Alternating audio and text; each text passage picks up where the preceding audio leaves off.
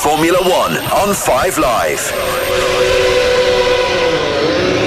Good afternoon and welcome to Silverstone, the beating heart of motorsport. My name's Harry Benjamin and you're listening to coverage of the 2025 British Grand Prix. It's been raining a lot today so far, but that hasn't turned away the fans, with the grandstands packed out and the atmosphere electric as 20 of the world's best prepare to launch into 52 laps of pure high-speed theatre. 5 British drivers in the field, 3 of them starting inside the top 5. Can Lewis Hamilton deliver magic on home soil? Can Lando Norris take the fight to Max Verstappen and Oscar Piastri? And will George Russell spring a surprise in the Mercedes? It'll be lights out at 3 o'clock and the grid already jam-packed. We'll head down there shortly, but first up in the commentary box alongside myself is the 1996 Formula One World Champion Damon Hill.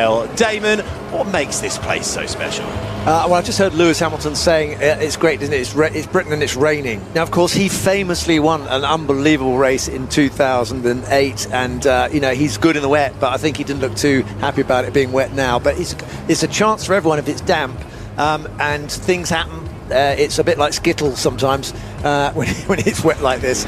But what a weekend we've had. I mean, this has been the best Grand Prix right up till now. We've got action to come, obviously, for the race, but up till now, it has been a stunning event. There's hundreds of thousands of people. I think there's 200,000 people here. I've never seen anything like it. 5 Brits in the field as well, 3 of them inside the top 5. Are we going to see an all-British podium today? I think there's a good chance. We've got 1 or 2 people who could do it. And, of course, Lando is the guy who we kind of know is out there to win a championship, with these McLarens being on massively top form, and Oscar Piastri is ahead of him. But, it's a long way to go, and you can pass here, and if you get the right strategy and you're on the right tyres and you use your head, you can sneak a win. Well, we will bring you the grid in full. It is already absolutely jam-packed, and weaving her way through the people is Jenny Gow. Oh, it is a really tightly crammed grid. Loads of celebrities are here. Got Gordon Ramsay here. Fatboy Slim is playing the music. You might be able to make out the tunes in the background. Idris Elba, Ian Wright's here. The guys from Diddley Squat, Jeremy Clarkson, you name it. This is where the world of celebrities in F1 merge together to make hay while the sun shines, and the sun is now shining. It's been on again and off again, isn't it? So can you confirm, Jen, on the grid, no rain right now? No rain right now. Blue skies above us, which is very much a relief to me at the moment. Okay, Jenny, well, you know what? I know you want a mission, and I'm going to give you one for the grid. I want you to find a famous actor for us, and I want a non-motorsport related sports person. Can you do that? Mikey. Okay, yes, I take that challenge and run with it. All right, you do that, as indeed there is from our commentary box position, which is right above the pit lane. We're actually just above and slightly to the left of the McLaren garage. The grandstand opposite us absolutely packed out. The hospitality units overflowing with people. There is blue sky and white puffy clouds in the distance, but rain has been a factor all day, and many of the teams think that will continue as well. Gal, let's head back down to you again on the grid. Yeah, I've already found someone that I love so much, Ted Lasso star. I mean, you do everything. Hannah Waddingham, welcome to the grid. I know you've done this before. Yes. You sang the national anthem, not this time though. Yes, it's so nice to not have the pressure, but all the pleasure. How are you enjoying your day? Oh my God, you know what? To be able to bring my brother down, and we've just had it in our bones all our lives, to be here together doing the grid walk is just incredible. And to not have the pressure of the national anthem, this is the way to do it. I mean, Becky Hill's going to be singing it today. Yes. Do you envy her? Oh, she'll be absolutely mega. You know, she's such a fabulous artist, so I'm glad I've passed on the baton to someone fabulous. We're standing right in front of Oscar Piastri's car. To the right of us, it's the Red Bull of Max Verstappen. Yeah. The marquees are going down there. The rain is gone. Yeah. Who are you backing? Well, I was just hoping that the rain was going to stay, because Verstappen and Hamilton in the wet are just... I was hoping it's going to be like super spicy today. So I'm going to do a little rain dance and hope that it comes back. You danced a beat away. Thank you so much. Thank you, my friend. Bye. Well done, Jenny. That's the first box ticked. Famous actor found on the grid, as they are starting to remove some of the gazebos that they've put over some of the cars, just moving it back from Yuki Tsunoda's Red Bull and trying to... It's always quite fun, Damon, to watch a team of mechanics trying to take down a gazebo, because it's not an easy task. No, and is gazebo, is that Greek for tent or something? We went through this thing with a gilet last on Saturday, and so no, gazebos, they're not tents anymore, but there they are. They were there put up because it was actually raining, but now I can see the Aston Martin one being folded up, and if you've ever tried to fold one of those things up before, good luck, mind your fingers. If you're going to get anyone to do it, get a Formula One team to do it in record time. Let's head back down to the grid. Jenny. Yes, Jack Whitehall is here. Jack, he hosted F1 75. Now we're here celebrating the 75th anniversary of F1. Are you enjoying it? Yeah, it's obviously a very special season. 75 years of this sport, 75 years of Silverstone. It's really exciting to be here.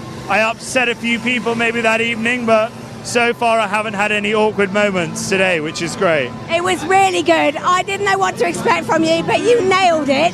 Who's going to nail it today?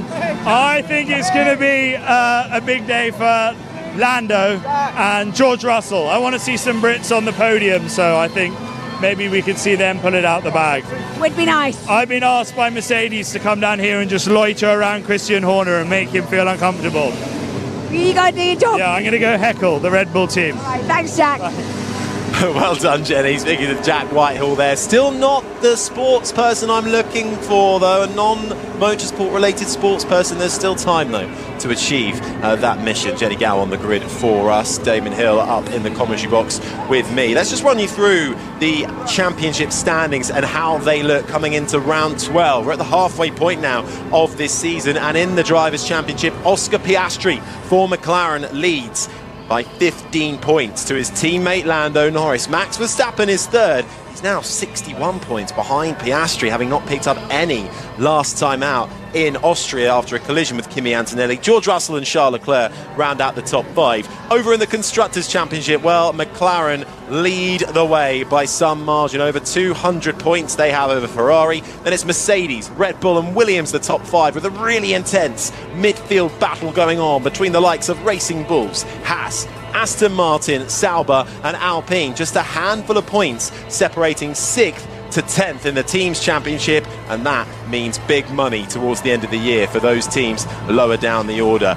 Damon, I mentioned Max Verstappen didn't score any points last time out. It's a big weekend for him, isn't it, to try and get back onto the podium. We're not used to seeing him come away from a Grand Prix with Neil Poit to his name. No, and also talk of the championship being over for them. You know, they actually were very down after. Sorry, Damon, we've got to go back down to Jenny on the grid. I'm here with two very special guests, Tom Kerridge, chef extraordinaire, and of course Ian Poulter, golfer extraordinaire. Ian, we know you're in preparation for the Open. We'll come to that in a minute. How are you finding your time at Silverstone? Amazing. I only live 10 miles from here, so for me to bring the kids out and be with Zach Brown and McLaren, it's absolutely amazing. Now, both of you have motorsport running through your veins. You don't do it professionally, but both of you love a track day, don't you? I love a track day, yeah. I'm not very good at it, but I do love spending time on it. Most of it goes round in circles. Donuts or... Yeah, sideways into the gravel. Now, who are you backing for the win today? I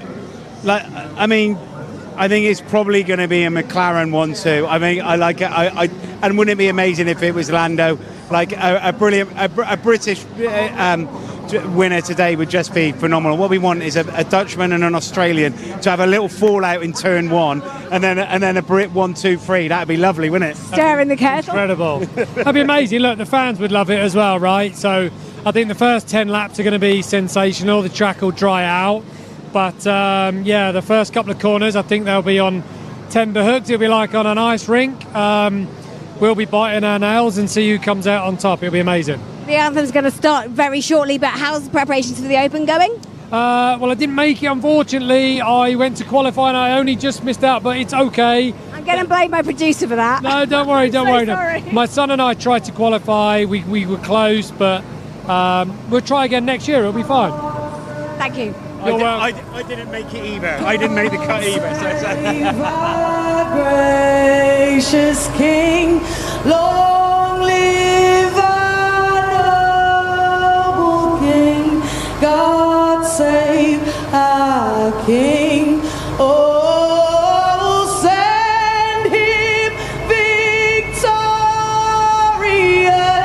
happy and glorious, long to reign over us. God save our King.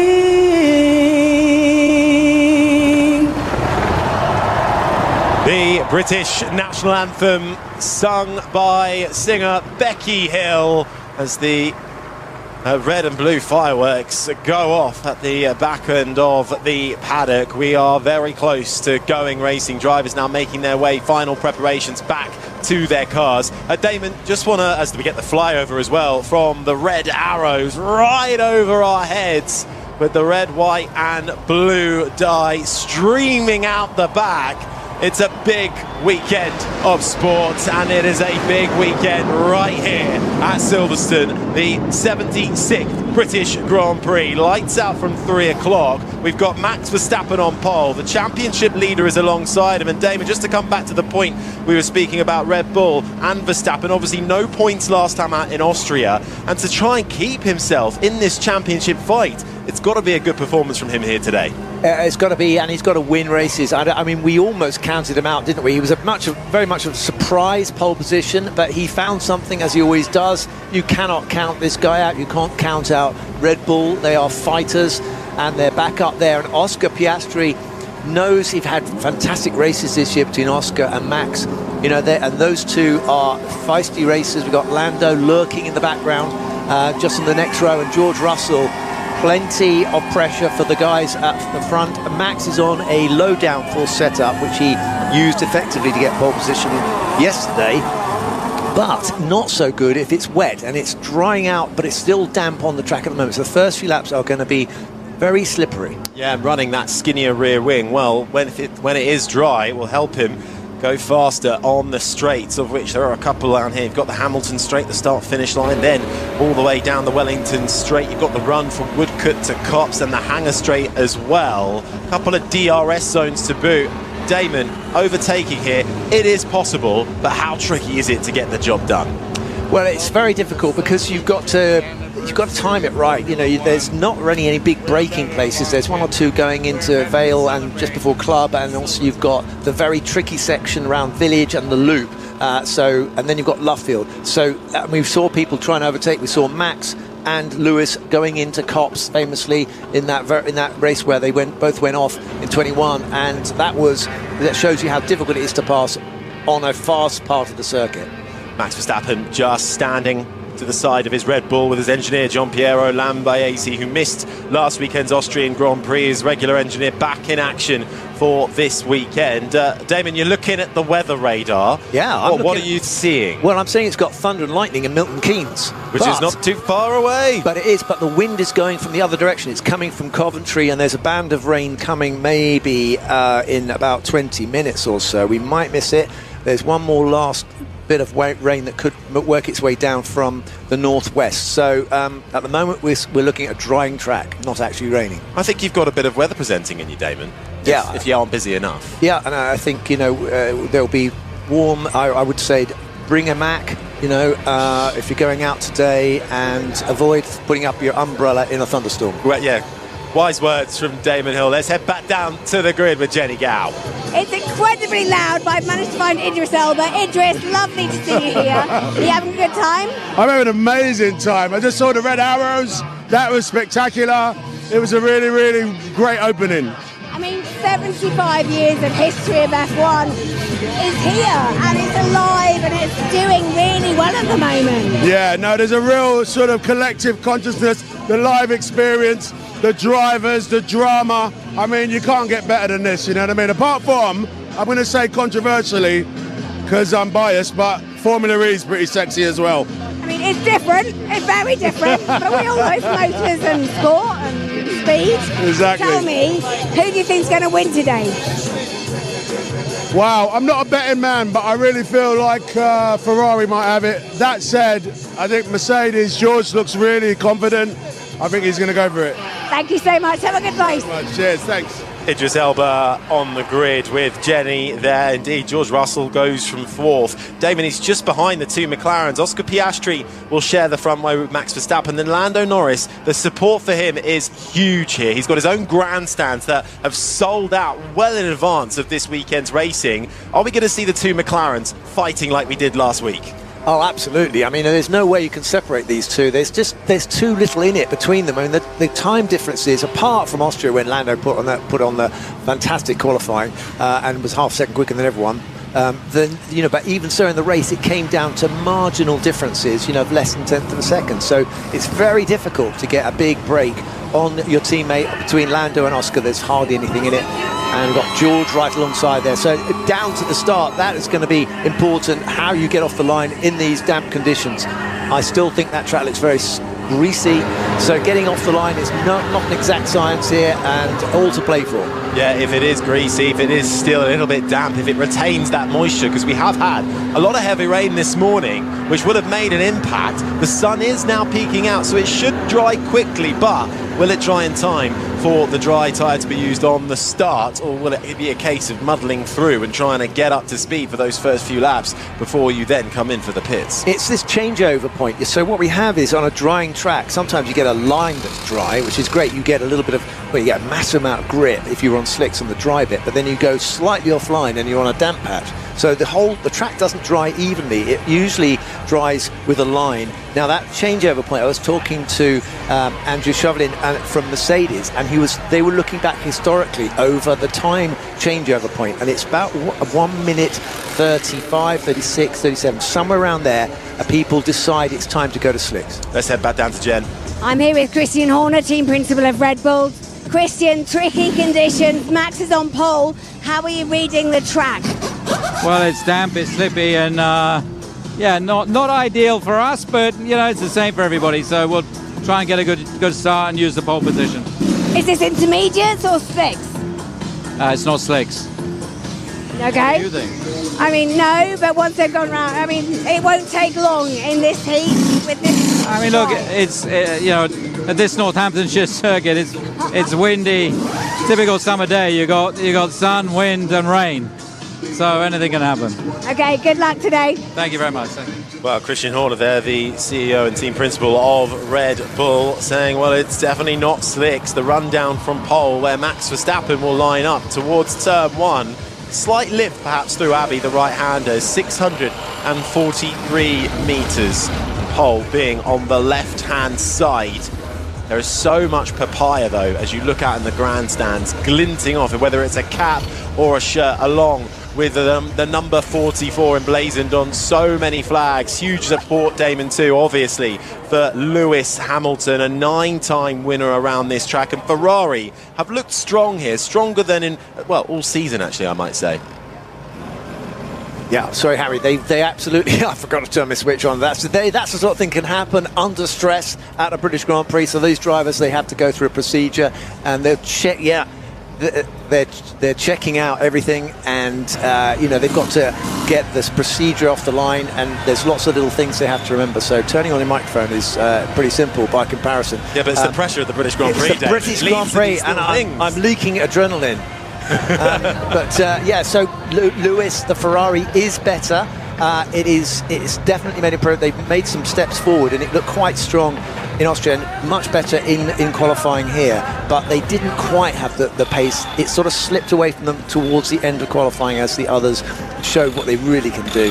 But let's see, if it's damp, they're definitely in the fight. Yeah, Charles Leclerc was furious with himself after qualifying on the team radio. A lot of expletives, which didn't quite make the main TV broadcast, but he knew there was more in the tank. Ferrari brought an upgrade last weekend to the floor, additional to that for this weekend too, which seems to be paying dividends. I want to bring in from 5 Live's Race Centre the BBC's F1 correspondent Andrew Benton. Andrew, you'll be with us for the duration of the 52 laps.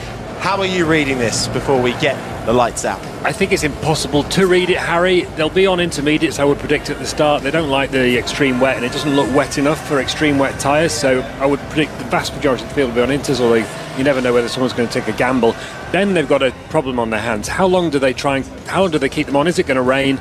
It's so much uncertainty. Let's head back down to Jenny Gow with Zach Brown. Yeah, Zach, testing times, the weather's going to be really tricky. How do you read it?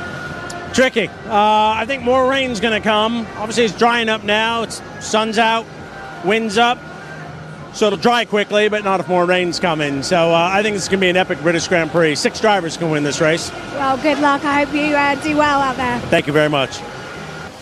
Jenny Gow then down there with the team principal of, the CEO, I should say, of McLaren, Zach Brown. Team principal Andrea Stella make his way to the pit wall. I heard Q, so I bailed. The sunshine is out on this circuit, and well, with more rain expected, the grid now that's a shame. starting to be cleared as the trolleys come off the pit lane. Those further down the field, we could get a really nice battle in the midfield. The likes of the Williams cars. Carlos Sainz starts inside the top 9, with Kimi Antonelli in the other Mercedes starting 10th, having to receive a 3-place grid penalty. And Oliver Behrman, one of the other British drivers, down in 18th, having had a 10-place grid penalty given to him. Up in the commentary box is myself, Harry Benjamin, along with the 1996 F1 World Champion Damon Hill. We are moments away then from getting the formation lap running. 19 cars will be on the grid, with 1 in the pit lane in the form of Franco Colapinto's Alpine. And Damon, for those in the midfield pack, is it just about a case of trying to stay alive over those first 2 laps? Yeah, you've got a couple of corners that sort of fold back on themselves going into Village and the loop after the first sweeping right-hander at Abbey. And so getting off the line is not so bad here, and then suddenly everyone concertinas as they slow down for the very tight Village corner and go into the loop. So you can be on the outside and end up on the inside for the next one at loop. So it does get a bit of argy-bargy, a bit of pushing around, and you've got to get your elbows out, make sure that people are not going to take advantage of you. And it's very difficult to predict what will happen. You can be on the outside of someone suddenly gets a little biff, and you can get innocently taken out. So there's chance and risk all the way through the first 2 corners. Yeah, an 88% chance here of a safety car.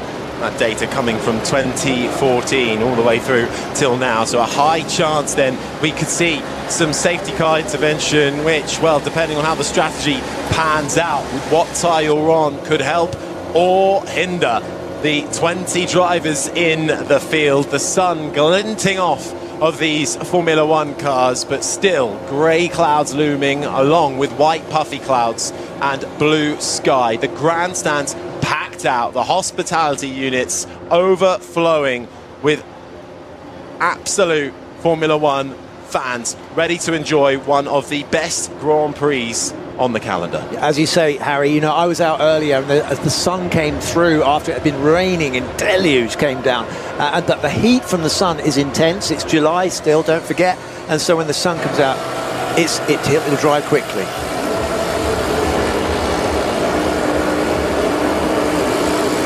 Hello and welcome to those joining us on BBC Radio 5 Live. We are just moments away from lights out for the British Grand Prix. It's round 12. We are halfway through this Formula One season. We have Max Verstappen on pole. We have Oscar Piastri alongside him. The championship leader is the Australian. He leads by 15 points to his teammate Lando Norris, who will line up in 3rd.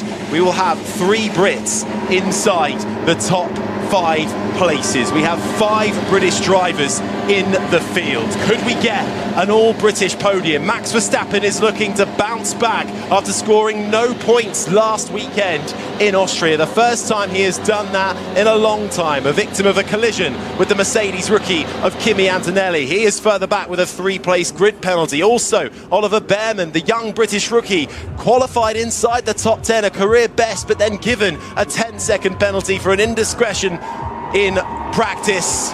as the cars get ready. We've had rain on and off throughout the day. Right now it's sunshine. How quickly will this track dry up? It looks like intermediate tyres are the call for the start. But what will happen over the course of these 52 laps here at the home of motorsport, the home of racing? It is almost time to go racing. It is time for the British Grand Prix.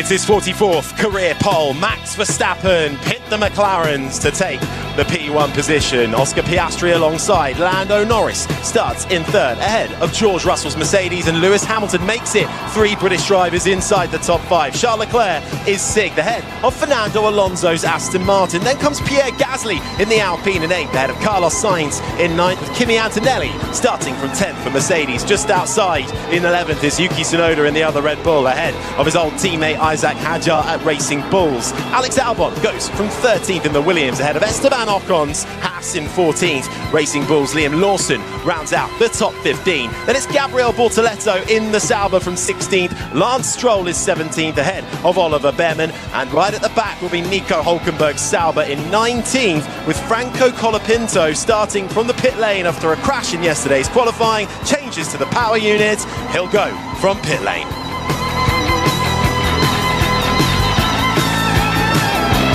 Well, formation lap then already being completed, just coming through Luffield now. Let's head over to 5 Live Race Centre. Andrew Benson. Harry, they're all on intermediate tyres, as I predicted a few minutes ago, but the track looks already pretty dry, Damon, don't you think? Yeah. They can't stay... What they would be hoping to do is stay on them until the next shower if one's coming, but I don't see how that's going to be possible with a track as dry as this. This track is going to dry really quickly. Once these cars start circulating, they dry out the line, as I was saying earlier. There's already a dry line on the outside of the loop, and we will see pit stops probably within the first 2 or 3 laps, I think. So it's going to be absolutely carnage. It's going to be chaos of people trying to get in and get out, or choosing when to come in. They'll be watching the first guy to go to slicks to see how they get on. Who will that be?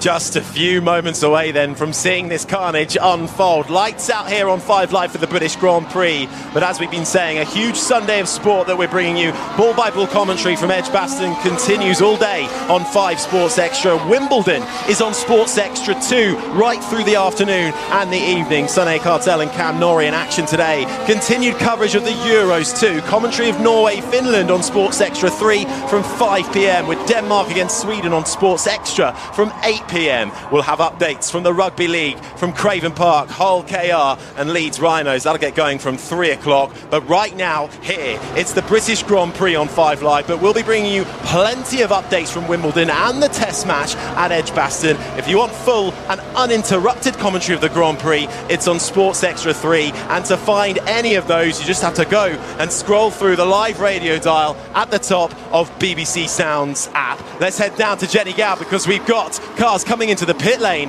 at the end of the formation lap, and they're going to change off of those intermediate tyres. Charles Leclerc's in. Yeah, Charles Leclerc is in, one of the Mercedes is in, one of the Racing Bulls is in, one of the Saubers is in. This is a very busy pit lane. It's a gamble. None of the top 3 have done it. Charles Leclerc was the first one to come in. He was P6. This is going to be very exciting in front of a record 5,000. That was Oscar Piastri's radio saying it's too wet for slicks in the final sector. But let's see. We've got Max Verstappen, who has stayed out in pole position. Alongside him, Oscar Piastri. Lando Norris in third. But there will be gaps in the field then as those have come into pit. Russell pitted, Leclerc pitted. They will take the hit because they don't think it's wet enough. We're about to go racing. It's all eyes to the lights and foot to the floor as we go racing at Silverstone. And it's a good start. It's an even start from the front 2. Can Oscar Piastri slide down the inside going into turn 1? No, but there is spray coming off all the cars as they make their way through the left-hander of Farm down into the first heavy braking zone. We go into the right-hander as they now approach the next left of the loop. Max Verstappen leading Oscar Piastri. Lando Norris just tucked in behind his teammate. Then comes Lewis Hamilton, who has made gains. Remember, we've had those starting from the pit lane, the likes of George Russell and Charles Leclerc opting to get rid of their intermediate tyres before this race even started. We got a yellow flag. We don't know exactly what that is for yet, but so far it's a very clean start. Most of the drivers behaving themselves as they go round Luffield now. They're on a dry line. Max is now getting away from Oscar Piastri, but looks like Lewis Hamilton is putting pressure on Lando Norris. Max Verstappen through the right-hander of Cox, followed by Piastri. Then comes Norris, Hamilton, Pierre Gasly up inside the top 5. And it is a chaotic start that we have seen right now. Alonso is 6th, Sainz 7th, Antonelli, Albon, Tsunoda, the top 10. Those who pitted further back, Charles Leclerc is currently down in 15th after switching to the medium tyre. We've got a car off. It's the Racing Bulls, and that is Liam Lawson, who finds himself off into the grass. He's still moving. It's down the Wellington straight. Yellow flag is out for him. Meanwhile, Lewis Hamilton going toe-to-toe with Lando Norris through the right-hander of Stowe. Norris trying to hold on here for 3rd place, but Hamilton in the wet around Silverstone. Never rule out the 7-time world champion coming through Vale into the final corner of Club. The two British drivers fighting toe-to-toe, but it's only one through there at the final corner. Hamilton has to bail out of it, and there is still a fair amount of spray out on this track. I wonder though, will it come good for those who switch to the medium tyre? Maybe it will. Virtual safety car is out. Oh, well, that is absolute godsend to the guys who went out on slicks. I mean, they can't close up the gap, but they are really glad that they don't have to push their cars, because at the moment it was definitely too wet for slicks, and I was watching the gap increase from the guys who went off the grid on intermediate tyres. And Liam Lawson climbing out of his car, just trying to work out where he is on the track. I think he was on the Wellington Straight. Is he on the run down towards Brooklands? Yeah, it looks like it's just before the yeah. So he must have. I think he maybe collided with another car and got a puncture. Well, Liam Lawson getting out of the car. Let's just run through the order then. Virtual safety car. Max Verstappen, Oscar Piastri, Lando Norris, the top 3. Over at Wimbledon, Cam Norrie is serving the first set. Let's head you over to Ian Carter.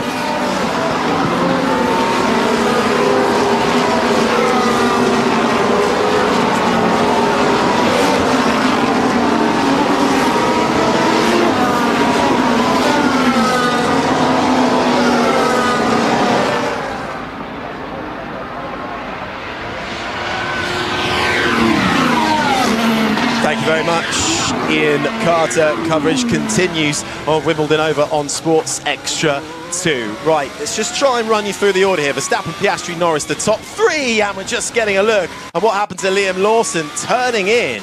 That's coming through Aintree.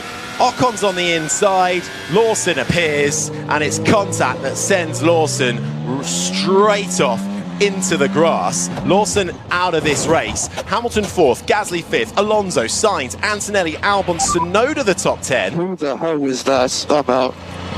Who the hell is that? Whoever this Haas was next to me, dude, he just drove straight into the side of me. And that is the reason for the virtual safety car to recover Liam Lawson's stricken Racing Bulls. Okay, so Albon is 9th, then comes Tsunoda, Hülkenberg is 11th, Stroll, Ocon still in this race. Russell is 14th, he's gone onto the hard tyre, having switched before the start of this race. Leclerc switched onto the medium tyre before the start of this race. Hadjar 2, Bortoletto and Behrman down in 18th, they all came in before we even got the race started. Lawson's out of this race. I think Franco Colapinto never got going either by the looks of things. And we just watched Kimi Antonelli coming into the pits there and going onto slick tyres there, Harry. So I think that George is probably giving him the message that this is going to work, guys. You know, we can tool around here behind the virtual safety, or on the safety, under the virtual safety car, and be okay. And we watched Kimi Antonelli coming out, going off at Village, because he's finding out actually it is quite hard to stay on the track when you've even got a tiny bit of water on it and you're on slicks. But as we speak, the track is drying rapidly. Every second that goes past, the sun is pounding down. I think the whole track is good for slicks, apart from the last 2 corners. Okay, that's what Esteban Ocon has reported. Good for dry tyres. That's what they refer to as slicks, apart from the last 2 corners. So that'll be coming through Vale and out through the final corner of Club, which is tricky, Damon, at the best of times. Yeah, I'm just wondering why there are not guys at the front taking this on board, and perhaps we're just watching a replay of the start now, so it's an interesting start. But of course, the cars that are missing are the guys that went in for slicks, and that was Russell and also Charles Leclerc. So we're watching it closely, their progress, but currently they're still under safety car. Yeah, still under virtual safety car conditions here. So let's send you back to Wimbledon. Ian Carter.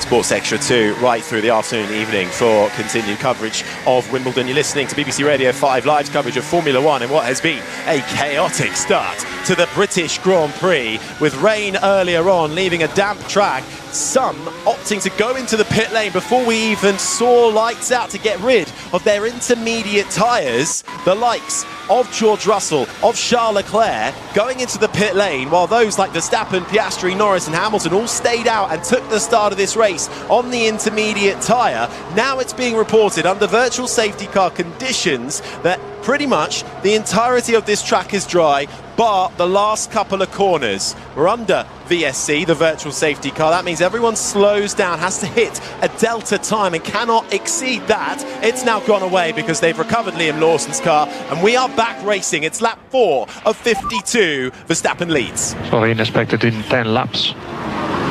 Oh, it just gets better, doesn't it? That's Lewis Hamilton's engineer on the radio. Rain expected in 10 laps. It's Verstappen, Piastri half a second behind, Norris in third. Hamilton was really battling hard with Norris. He's in fourth. And we've got another car off. It's the Sauber of Gabriel Bortoleto. He had an off in practice. The Brazilian, the reigning Formula 2 champion, who scored points for the first time last week. He finds himself in the gravel at Farm Curve, the left-hander, but he's able to keep it going. He said he's okay. We've just cut away from it, but he was spinning up the rear wheel and able to drive off. It's brought the yellow flag. Maybe him going again will prevent us from another safety car. He does. Green flag racing once more. This is the problem now for the guys who are still on intermediates. You've got 10 laps before it starts to rain, and these tyres are not going to last 10 laps on a dry track. And you've got the guys on slicks now just getting into the groove. We're watching a replay actually of Gabriel Bortoleto, who was on the medium. He was on the medium tyre, but of course, you know, you could see the shine, and he just gets a little bit of loss of traction, and he's gone across the gravel track. It looks like he did hit there. We can see his rear wing is falling off, so he is not going to get that changed. Are you okay? Yeah, man, sorry. It's okay, no worries. It was very tricky there. He might even get into a bit of trouble with bringing a car back in an unsafe manner. Bits of carbon fibre flying off of the rear wing of that Sauber. The race stewards won't look kindly on that. As we're watching scenes and looking outside of our commentary box now over the pit lane, there is some dark, ominous grey clouds approaching the Silverstone circuit. Verstappen now with 7/10 of an advantage over the championship leader Oscar Piastri. Lando Norris a few seconds further back in third. Then comes Hamilton. Gasly is in the top 5. Then it's Alonso, Sainz, Albon, Tsunoda and Hulkenberg, the top 10. The top 10 all on the intermediate tyre. And we can see it. You can't see it, but we can see coming from where the wind is coming from. There's black clouds. They're heading towards the track, and it looks very much like it will rain, but they've got this real dilemma now. The guys at the front who are on intermediate tyres, the track is drying. Those tyres are going to get rooted, and the guys on slicks will start to close up that gap, but at the moment they're a long way behind. As we're watching Max Verstappen doing a wonderful... Well, I would say on the basis of that, I'd like to see them racing on intermediates on a dry track all the time, because you can really see the car control as he gets more pressure from Oscar Piastri. They're pulling a big gap actually on Lando, these two guys at the front. Lando is dropping back. They're taking the karting line, the old school karting line, round the outside of the corner, trying to find the wetter stuff on this circuit. Piastri, though, very much keeping tabs on Max Verstappen, both running the intermediate tyre. But of course, you don't want to run too hard. You'll risk overheating the rear tyres in particular. And we've got another virtual safety car. So everybody slows down, hits the delta, and it's for Gabriel Bortoleto, who did get going initially and has now pulled up on the edge of the track. I wonder if that's just on the outside of Farm again, because that's where he went off initially. But Bortoleto then becomes the third retirement in this race. We're only on lap 6. Chaos to kick things off. That's what the weather does here at the British Grand Prix. How much quicker here? So invert positions. We'll invert positions. We will do it now. That was George Russell intimating that he's quicker than his teammate Kimi Antonelli, and that is a swap. Russell up to 13th, Antonelli down to 14th. They have pitted. George Russell pitting before the start of this race to get rid of his intermediate tyres. Kimi Antonelli pitting under the virtual safety car initially. Everybody from a 13th downwards is on a dry tyre. The two Mercedes are on the hards. The Ferrari of Leclerc is on the medium, along with Hadjar's Racing Bulls. Ollie Behrman, the young British rookie for Haas, is on the hard tyre as well. Currently running last in 17th. Bortoletto's out, so too is Liam Lawson. Franco Colapinto in the Alpine has also retired from this race. Yeah, we're watching a helicopter shot of the rain coming. It's quite clearly going to happen. The rain is heading towards Silverstone. You can see the grey shafts of dark rain falling from the clouds that they're coming towards this track, but this has created an absolutely monumental dilemma for the strategists and for the drivers, because they've got a virtual safety car. Laps are going by. Currently the track is drying. It's saving the intermediate tyres of the guys who are on the intermediate. The guys who are on the slicks cannot make any progress, and they're hoping that it doesn't rain, but it looks like it's going to, because they will have to pit again, whereas the intermediate runners may have been given a bit of a stay of execution, because this is saving their tyres going round behind a virtual safety car. Yeah, and it allows us to catch some breath as well. Lap 6, soon to become lap 7 of 52, under virtual safety car conditions. So while we catch our breath, let's check in with the cricket. Let's head over to Edgbaston, Eleanor Oldroyd.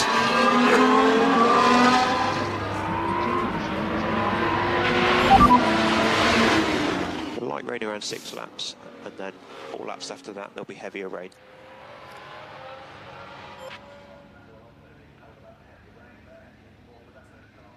Thanks, Ellie. Ball-by-ball commentary from Edgbaston continues all day on 5 Sports Extra. Let's send you straight back to Wimbledon as well, Ian Carter.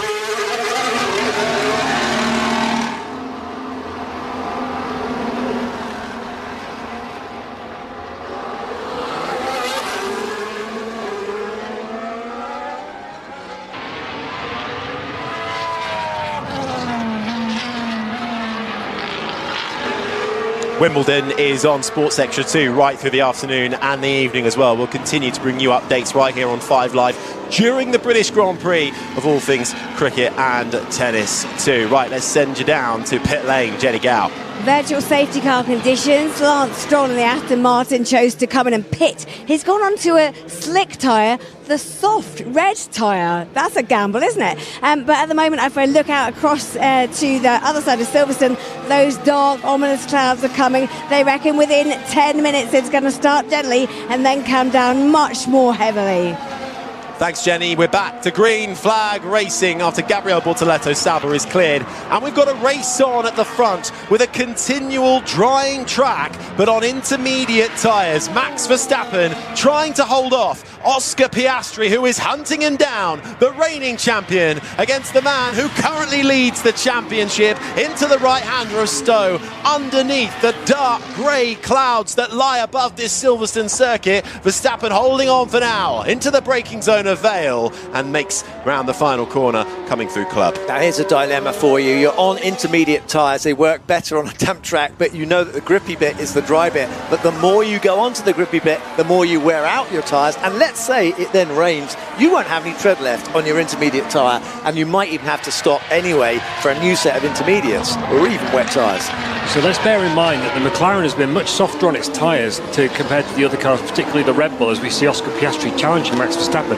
So that's going to be helping Piastri not only get closer to Verstappen, who we see sliding around, really suffering from a loss of grip, overheating those intermediates, but it also could mean that Piastri keeps them going longer. DRS is activated, normal grip conditions declared by race control. That allows the rear wing to open down the Wellington Straight for Oscar Piastri. Gives you a few miles an hour over the car in front of you. You can only activate it when you're within a second of the car in front, only in the designated zones. Piastri closes right up, coming through Woodke, down the old pit straight, through the right-hander of Copse, 2 through there. Doesn't always work out, as Max Verstappen will know from a few years ago. Piastri doesn't try anything there, moves out to the side, almost side by side, coming into Maggots, then Beckett. It'll be left, then right, then left again, and it swings you right out through Chapel onto the next dose of DRS. Verstappen slides the Red Bull onto the hanger straight. The DRS flies open for Oscar Piastri.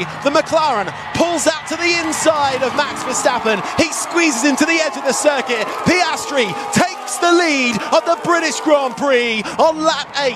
It is McLaren who lead Red Bull. Piastri, the championship leader, now with clear road ahead. Yeah, there's no hesitation, and you get the sense. We got some radio messages. That was a radio message from George Russell saying it's raining brilliant because he's on slick tyres, and that means he's in even more worse trouble. But we watched Oscar passing under DRS Max Verstappen, and he's actually pulled out an enormous amount of track between him straight away. And of course, I like the way he put pressure on Max the whole time. And it was a very decisive move. And we've got another race going on further back, though. Those who are on the dry tyre, Charles Leclerc going toe-to-toe with the Mercedes of Kimi Antonelli. This is over 14th position. Antonelli holds the lead for the time being in P14, but Leclerc was hunting him down, coming through that technical final corner. They'll teeter their way through Abbey, the first corner, the right-hander, then it curves left through Farm, and then you get to the first braking zone, which comes to the right-hander of Village.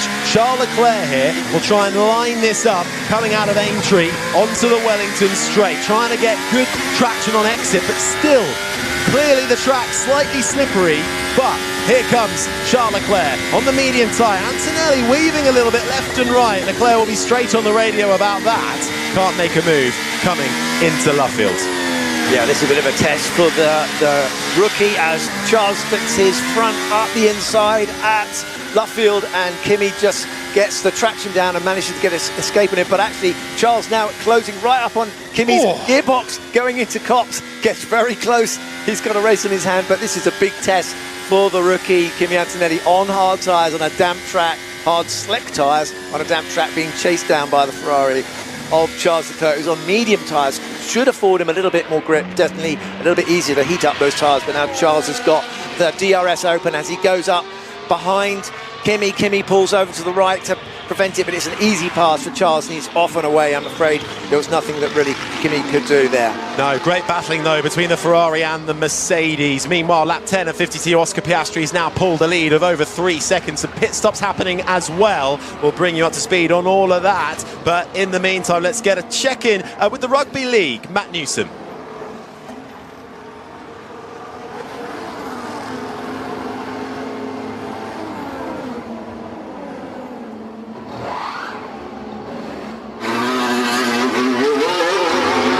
Rugby League updates continuing here on 5 Live as we now get you back to Wimbledon. Ian Carter.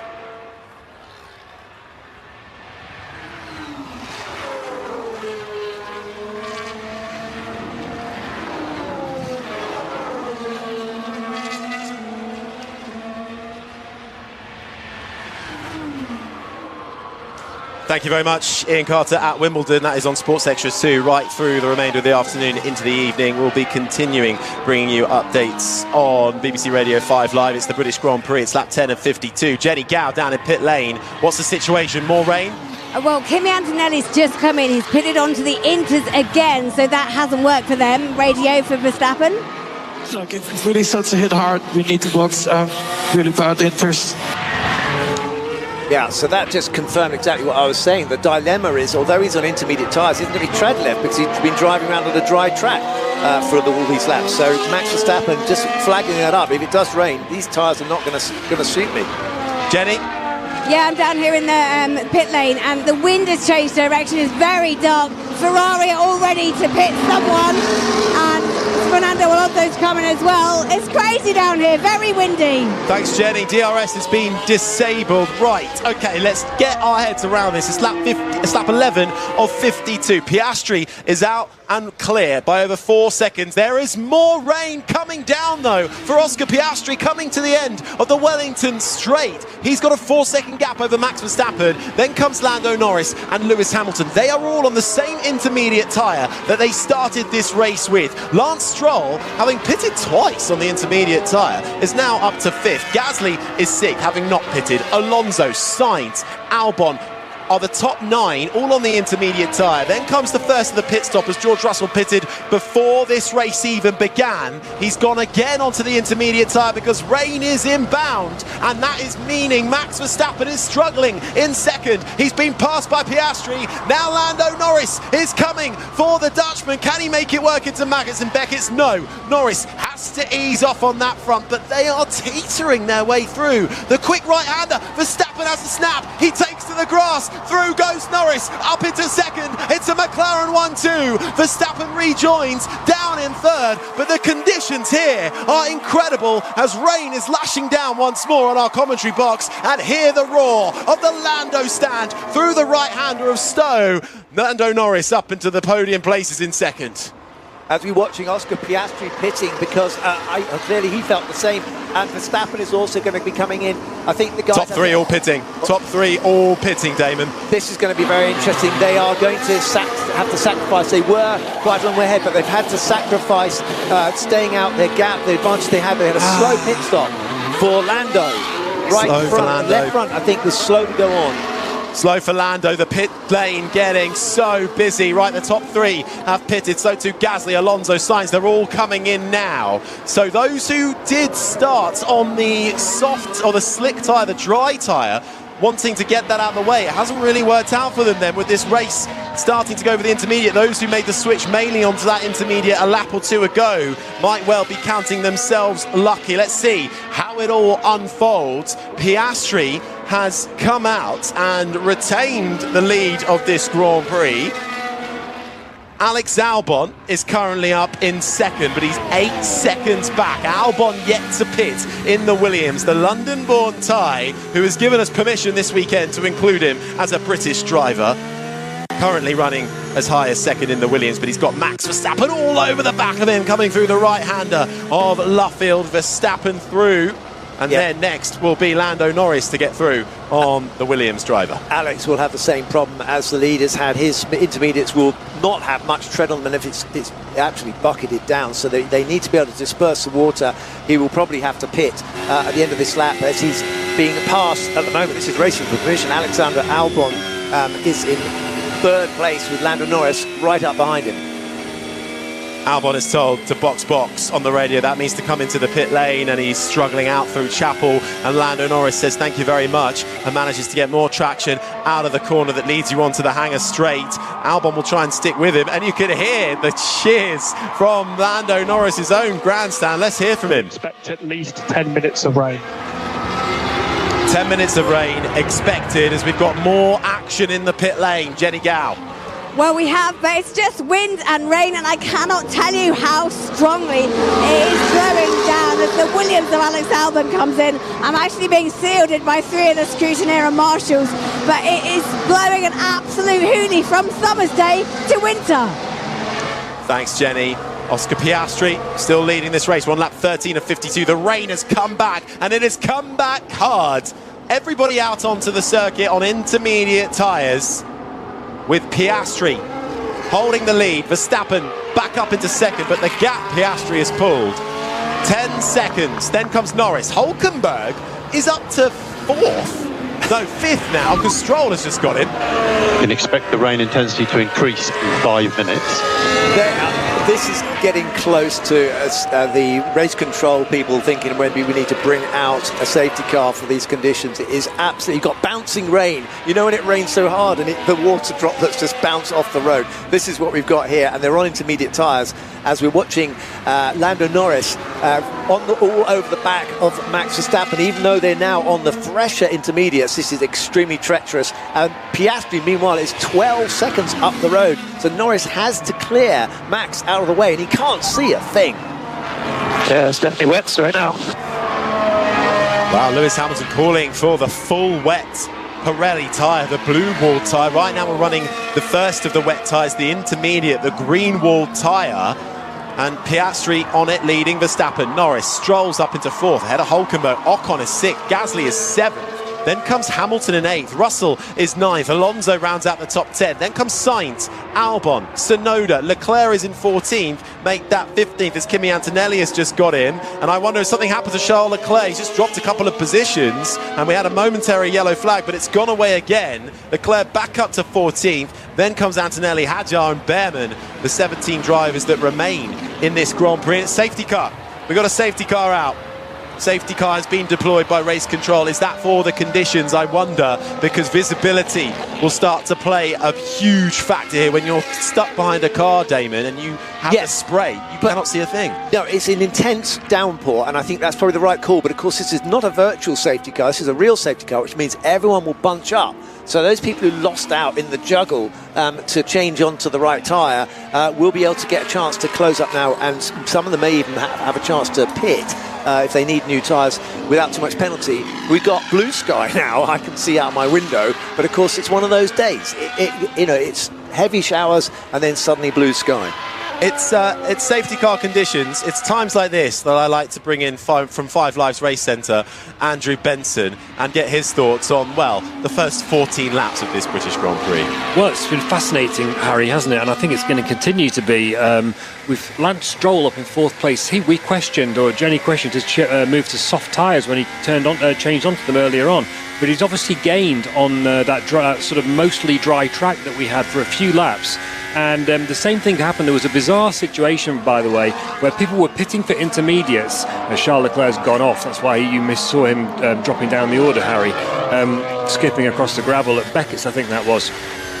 We had Antonelli come in to change to Inters from slicks at the same time as Charles Leclerc sat the fastest lap while he was on slicks. And then the rain came down immediately. There's water that came into my visor. I couldn't see anything. Like a huge splash of water. So he's gained from that, Stroll, and Hulkenberg's done a really good job as well to be up in 5th. Meanwhile, the people who stayed out have kind of lost out as a consequence of their good performance. And but really this is a race still, I think, between Piastri, Verstappen and Norris, and it looks to me like the McLarens have the legs of the Red Bull, wet or dry at the moment, but obviously it's all been neutralised for a few laps now while they work out whether these conditions are too dangerous to race in or not. But Oscar showed again, he's not afraid to have a go, and he's benefited from the fact that he cleared Max early. Lando was kind of stuck behind a little bit, and then he's had a little bit of difficulty. He's not past Max Verstappen, and so he's still got to get past Max when the safety car eventually comes in. And of course, the big advantage that Oscar built up, he's lost, but still that means that to have a go at Oscar, Lando has to clear Max. Not an easy thing. Lap 15 of 52. We heard a few moments ago some team radio. That was Charles Leclerc complaining as he was bouncing across the grass. A huge splash of water coming into his visor. I mean, Damon, these visors are, I mean, they are sealed, but clearly he managed to find some sort of puddle, and that can be rather distracting, I think. Well, it was the amount of rain. I mean, it is, I'll give you some idea. If you've ever been in the car when one of your children has sprayed the hose on the windscreen, that's what you see. Only the windscreen is sealed on a car, and these have the visors obviously open, and they do have little gaps, and the water can, if it comes down heavily enough, go inside the visor, and of course that does obscure your view. But there are a whole list of driver excuses to do with things going into their helmets and blocking their view. There was one driver I remember claimed that an insect had crawled out of his beard and obscured his vision, and that's why he crashed. But so we all have to have a little bit of a pinch of salt when we hear these things, but I don't doubt that Charles Leclerc genuinely couldn't see where he was going. Well, if anyone has got a good excuse book, it's usually a racing driver, isn't it? Right, we are on the safety car here, so that is the full Mercedes safety car will come out and meet Oscar Piastri, in which it has done already. What this does is it wipes out Piastri's gap that he had over Max Verstappen, which was approaching 12 seconds. So the whole field brought together. It's Piastri, then Verstappen, Norris is 3rd, Stroll and Hulkenberg the top 5. Gasly running well in 6th ahead of Esteban Ocon. Lewis Hamilton is in 8th ahead of George Russell. Then comes Fernando Alonso, the top 10. It's the top 10 who score points come the end of the 52 laps. It's Sainz, Albon, Tsunoda, Leclerc, Antonelli in 15th. Then it's Hadjar and Behrman, the 17 remaining cars. Gabriel Bortoletto Sauber has retired, along with the Racing Bulls of Liam Lawson and the Alpine of Franco Colapinto. So still under safety car conditions here at Silverstone. Let's then head to Edgbaston. Has that rain arrived, Ellie?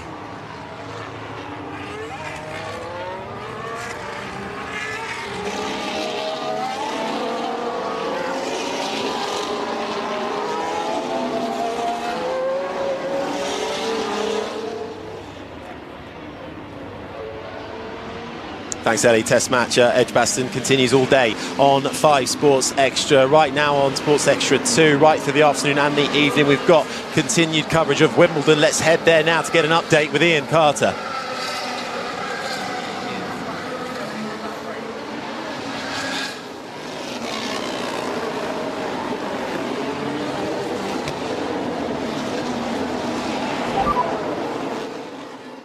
People that we lost places, they have worse tire, or we just lose places for fun?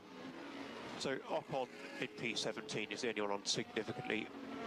P7 is the only one on significantly. Ian Carter at Wimbledon for us. That's on Sports Extra 2. You never get it right with me. Alonso, I only caught the end of that, but I think he said you never get it right with me. And he's down in 10th, his teammates up in 4th. Come on, I mean, give him a break. I mean, this is impossible to call, isn't it? I mean, you don't know when it's going to tip down with rain. You can see it coming, but you don't know exactly on what lap. Anyway, I'm still trying to work out, and Andrew Benson is going to help me. How did Lance Stroll, who has pitted more than anybody else in this race, end up in 4th? So, he ran for 6 laps on the inters, pitted for the softs, drove as fast as he could on the softs, gained positions relative to the others as they were pitting, and therefore when everyone else then pitted, he'd made up the time to be in the position that he is when he then pitted for inters as well. A novel and ingenious strategy. I bet it wasn't planned. Well, I would imagine that we just heard Fernando Alonso. I heard a little bit more than you did, Harry. He's obviously very cross with the fact that he's cycled down to 10th while his teammate, who's about half a second a lap slower than him, is in 4th. That, I would imagine, is what's really behind the fact that he's a bit stroppy with his engineer on the radio about his strategy. Well, Stroll up in 4th, Hulkenberg running well for Sauber up in 5th. Gasly and Ocon, Alpine and Haas doing well at the moment, but still early stages. It can all change, as we know, in an instant. Looking out of our commentary box, we see the start-finish straight. It looks greasy, but the rain has stopped lashing down, at least at this part of the circuit. So let's see if that clears up quickly. I look over the main grandstand opposite us, and there are white puffy clouds. There's blue sky. Can't see any grey ominous clouds, but this is a huge expanse of land here at Silverstone. It can be heavy rain down at one end of the circuit, and it can be light and bright sunshine at the next. All depends on the wind direction. From according to my app here, my weather app, I'm looking at, Harry, because there's rain in Peterborough. But if it blows from that direction, then we're going to get more of it. And if it blows from Birmingham, we're going to be in the clear, and it's going to be a lovely sunny day. That's the voice of the 1996 Formula 1 World Champion and weatherman, Damon Hill, who joins myself, Harry Benjamin, in the commentary box. Andrew Benson with us as well, the BBC's F1 correspondent over at 5 Live Race Centre. We'll have Jenny Gow in pit lane 2. Safety car conditions continue here at Silverstone. Lap 17 of 52. Piastri, Verstappen, Norris the top 3. Stroll, Hulkenberg the top 5. Gasly, Ocon, Hamilton, Russell, Alonso the top 10. And comes Sainz and Albon, the 2 Williams drivers, in 11th and 12th. Tsunoda is 13th ahead of Charles Leclerc. Then comes Kimi Antonelli in 15th. Isaac Hadjar is in 16th ahead of Ollie Behrman. 17th and last in this race. Gabriel Bortoletto out. Liam Lawson out of this race, along with Franco Colapinto in the Alpine as well, who I'm not sure if Colapinto even started this race in all the chaos. I've registered him doing 0 laps. Yeah, something happened, didn't it? It didn't even get out the pit lane, I don't think. No. But I'm just also noting that there's 2 leading drivers that left the track and may have damaged their cars. There was we saw with Bortoletto went off at Beckett's in qualifying yesterday, and it was actually in the FP3, yeah. And he went over a bump and it ripped his suspension off, and we saw Charles Leclerc go off almost exactly the same place across the grass, and also Max Verstappen.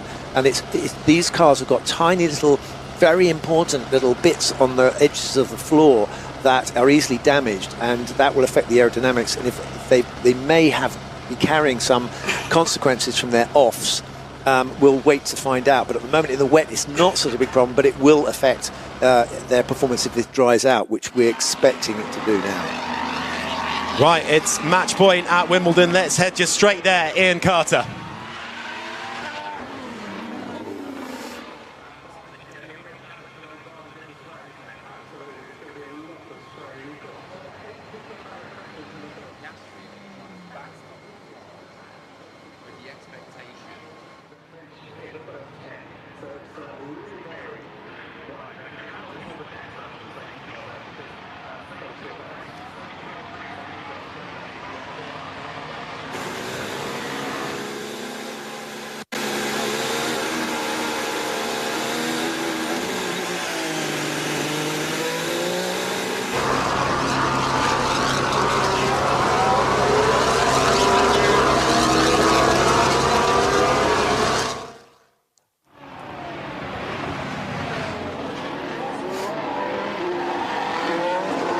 Thanks, Ian Carter at Wimbledon for that. Well, it may be heartbreak over at Wimbledon, but we are still trying to get ourselves through this British Grand Prix here at Silverstone. Oscar Piastri leads, the safety car has come in, and we are back to green flag racing. It's lap 18 of 52. The safety car coming out due to a sudden downpour, but as they get up to racing speed again, huge plumes of water running off the back of the 17 remaining Formula One cars make visibility absolute minimal. Piastri, Verstappen, Norris, the top three, Stroll, Hülkenberg, the top five, but there is a huge, intense battle going on in that midfield. Lewis Hamilton in the Ferrari down in 7th, trying to keep George Russell at bay along with Esteban Ocon and Fernando Alonso. The other Ferrari of Charles Leclerc trying to make his way up the ranks. He's down in 14th, and looking at the back of the Red Bull of Yuki Tsunoda, tries it down the inside of Tsunoda.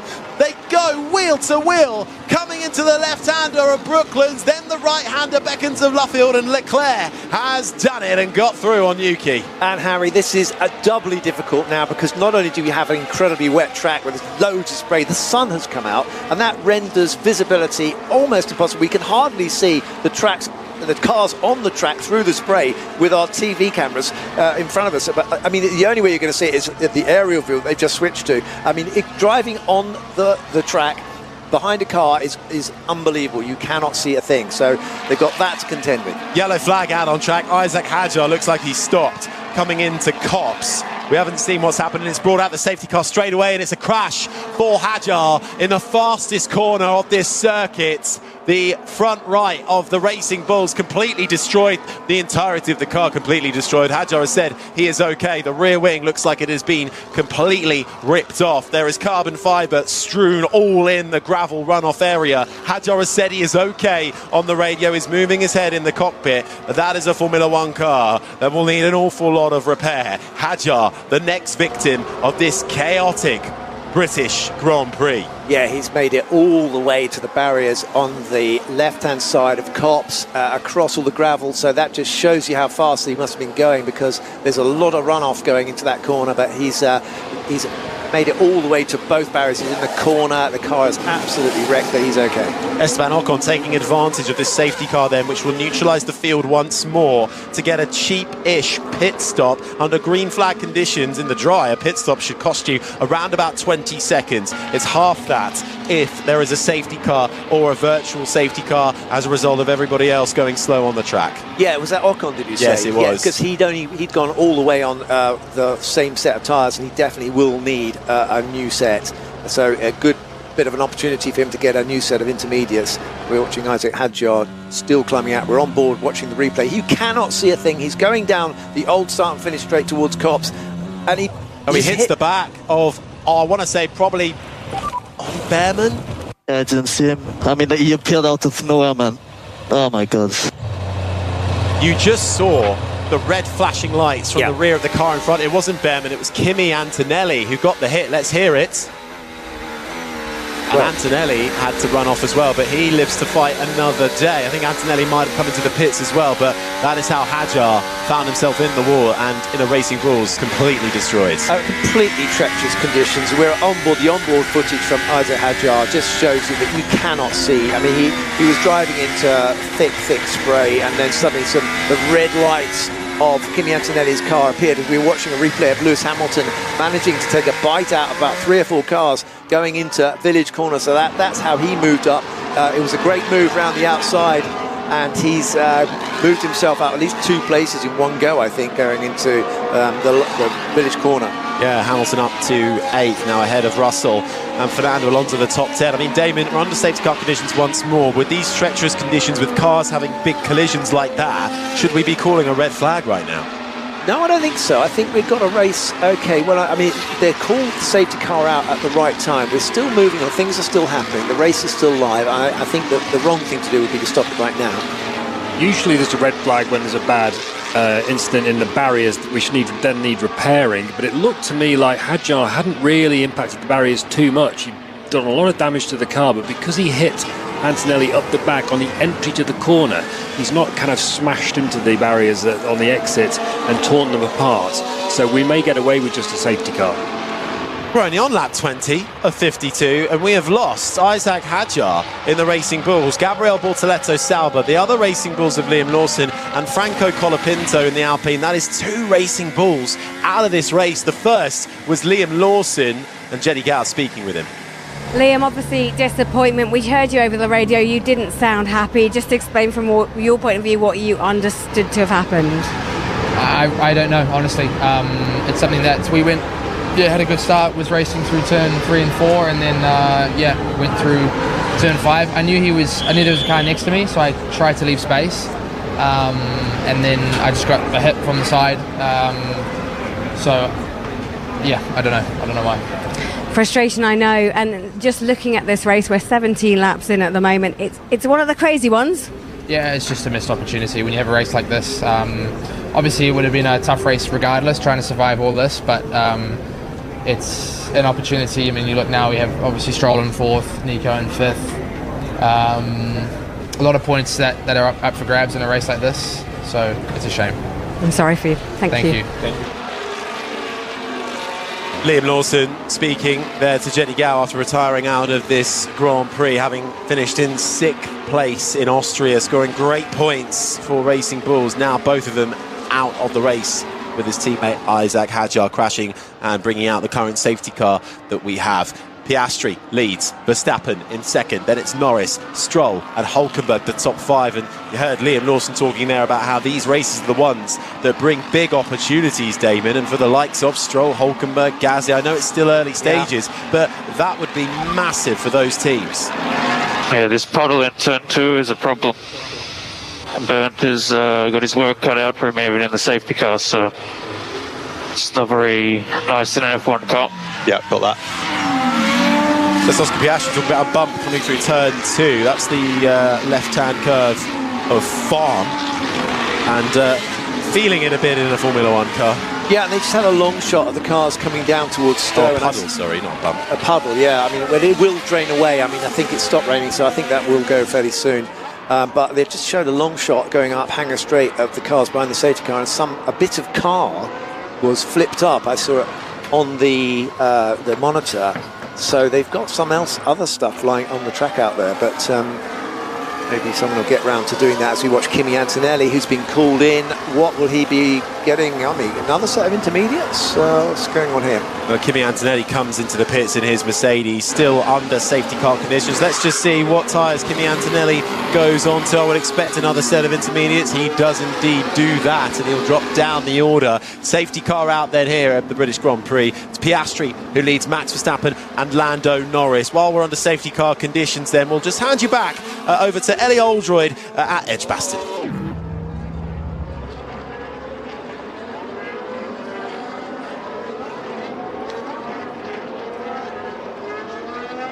Well, for those who are the cooler of the kids listening to us on the Sports Extra 3, we'll be continuing to bring you uninterrupted coverage of the British Grand Prix. Damon Hill is alongside me, the 1996 Formula 1 World Champion.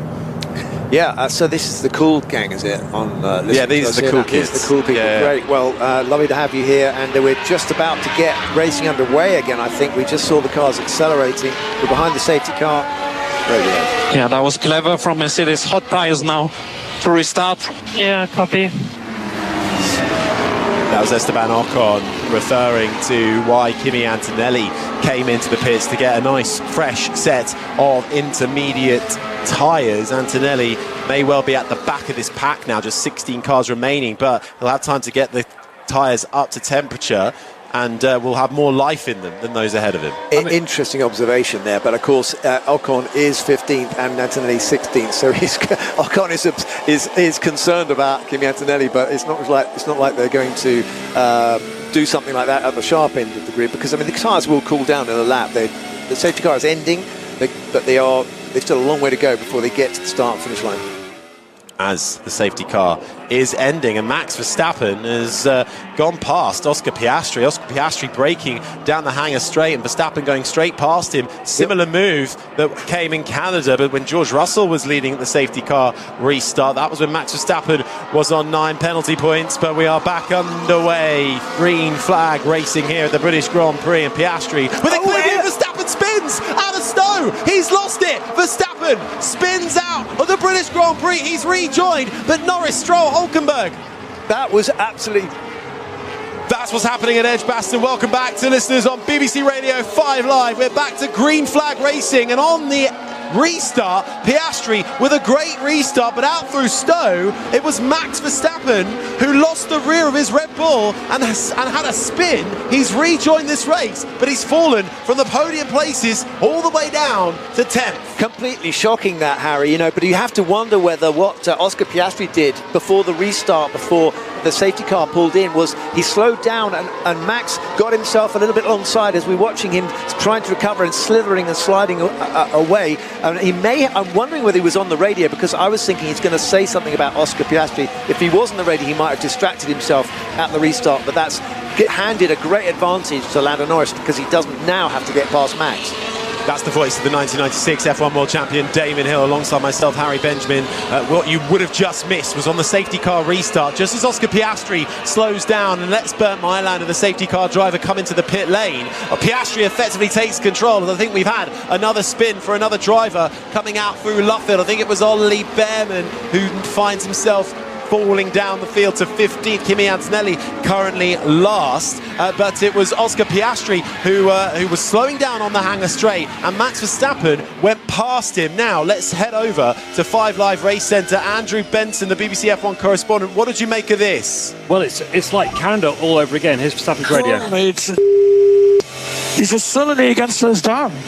Right, so in Canada, Verstappen and Red Bull ended up protesting George Russell, the race winner, because of exactly that sort of thing. Russell slowed down under the safety car, Verstappen passed him, and they protested him for erratic driving. Most people in the paddock thought that was a laughable and facetious protest, and it's up to Oscar Piastri to control the pace as the leader. The safety car's coming in as we're watching an onboard of Ollie Berman spinning off. I think that was at Luffield. He takes a shortcut and goes across the short way back to the track. But you're absolutely right, Andrew. What Oscar Piastri did was he was controlling the race, and it's up to the people behind him to go this pace of the car in front. But if you suddenly slam on the brakes, you have to say that is not exactly taking into consideration those behind you. I'll tell you what, that has been noted and now been elevated to under investigation, safety car infringement. So we'll bring you that news as it updates on our timing screens. It's lap 23 of 52 of the British Grand Prix. Oscar Piastri leads 3.2 seconds the gap to his teammate Lando Norris. Lance Stroll finds himself up in third ahead of Nico Hulkenberg. Sauber, Gasly is the top 5. Then comes Lewis Hamilton, George Russell, Fernando Alonso, Carlos Sainz, and Max Verstappen, now having settled back down, is in 10th, having had a spin that cost him the top 3. Albon, Leclerc, Ocon, Tsunoda, Behrman, Antonelli, the 16 cars that remain in this race. And let's not forget, after that incident on the hangar straight, Max Verstappen did something that I don't think I ever expected him to do. He spun before the race had even restarted between Stowe and Club Corners. It's so unlike him.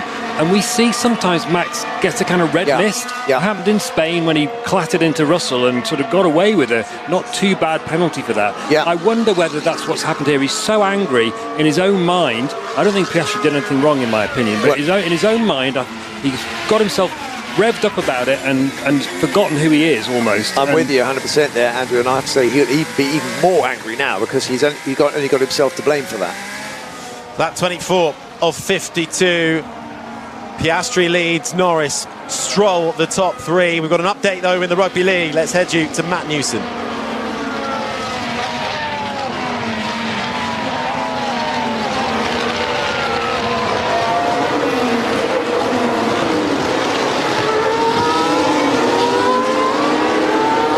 We'll bring you continued updates of the Rugby League throughout the rest of the day. We can head you back down though here at the British Grand Prix into the pit lane with Jenny Gow. And Kimi Antonelli in the Mercedes has had to retire the car. He got a bump quite a hard bump from Hadjar, who bumped into the back of him and crashed out. I don't know if that's the direct reason for it, but Antonelli is out for Mercedes. Thanks very much, Jenny, for Kimi Antonelli then.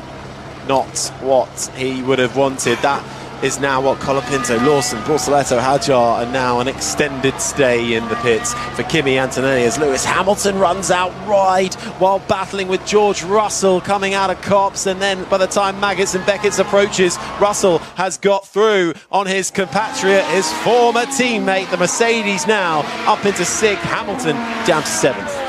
Now watch George's progress, because he isn't too bad in these sort of situations. We have to preserve tyres sometimes. Sooner or later this track is going to start drying out, but the McLarens are at least 7 seconds up the road from Lance Stroll. Watching a replay of George Russell, and we're watching actually Lewis Hamilton at Copse getting a tank slapper and having to run wide and losing momentum, and that's how George got past him. 10-second time penalty for Oscar Piastri, a safety car infringement. The stewards have found him guilty for that safety car restart. Maybe that was a bit It's extreme. all falling into Lando's lap, isn't it? It's like there's a script here. I can only imagine they've done him for erratic driving, something like that. That is in the guidelines, but here's some radio. This car is so hard to drive, mate. Snappy like crazy. That's Lewis Hamilton, not happy with his snappy Ferrari. So Oscar Piastri now will have a 10-second time penalty. What he can do with that is when he comes into the pits for another pit stop, which I presume he will still have to do, lap 25.52, despite the chaotic weather conditions, he will come into his pits. The team will not touch the car for 10 seconds, and that will be penalty served. Then they can change the tyres and make any other changes. The 10 seconds only gets added on to your time at the end of the race if you haven't been able to serve that penalty in a pit stop. And this is looking very good for Lando to get that dream British Grand Prix win, because he's not under pressure from Lance Stroll. Lance Stroll, don't forget, got pole position in Portugal in wet conditions. He's quite good in damp conditions, and he took advantage of swapping his tyres, as Andrew was explaining earlier. He somehow ended up in 3rd place, but he is 7 seconds back from Lando Norris. So Lando's not under pressure from behind, and he can just sit there behind Oscar, doesn't have to overtake him. But let's see what happens further down the line. George Russell closing in now on the Alpine of Pierre Gasly for 5th place. There are now just 15 drivers left in this Grand Prix, Kimi Antonelli being the latest to retire. We've also got under investigation for causing a collision Yuki Tsunoda and Oliver Behrman. I can't recall seeing that. Causing a collision? No, I think we'll try and find that for a replay, and we'll see if we know the reason for that. But they are both currently under investigation for that one. Lap 26.52. Oscar Piastri with a 10-second time penalty. We're going to get another look at it, Damon, that we're watching now. Well, assume for erratic driving. I mean, he did slow dramatically, and actually, when you've got the cars right behind you like that, and you're leading the race, and it's wet, you know, I do think that I question whether that was Oscar, a wise thing for Oscar to do. We're on board now with Max, and you can see he's virtually, we've got very little track to play with. He nearly had to put a wheel off to avoid hitting Oscar Piastri up the backside. So I think that's a good lesson to everyone. If it's damp conditions, don't brake suddenly when you're out there driving, because the cars cannot stop quickly, and they're not expecting you to do that. So that's possibly why he's got the infringement.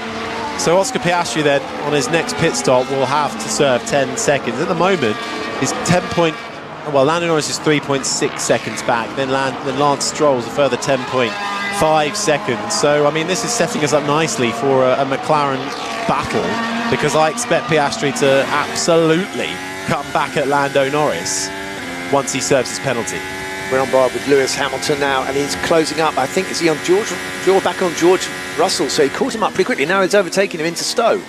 Nice move from Lewis Hamilton, and gets back in front of Russell, but Russell isn't going to give this one up. Is he going to try and find a way through coming into Vale? No. Lewis Hamilton back up into 6th spot. Oscar has a 10-second penalty. That means we will not follow him into the pit stop. So that's Will Joseph, Lando Norris essentially just making it crystal clear that if Piastri comes in, do not follow him. Don't double because you will be stuck behind him for 10 seconds. I tell you what, while they continue around on lap 27, there's been a wicket at Edgbaston, Ellie Oldroyd.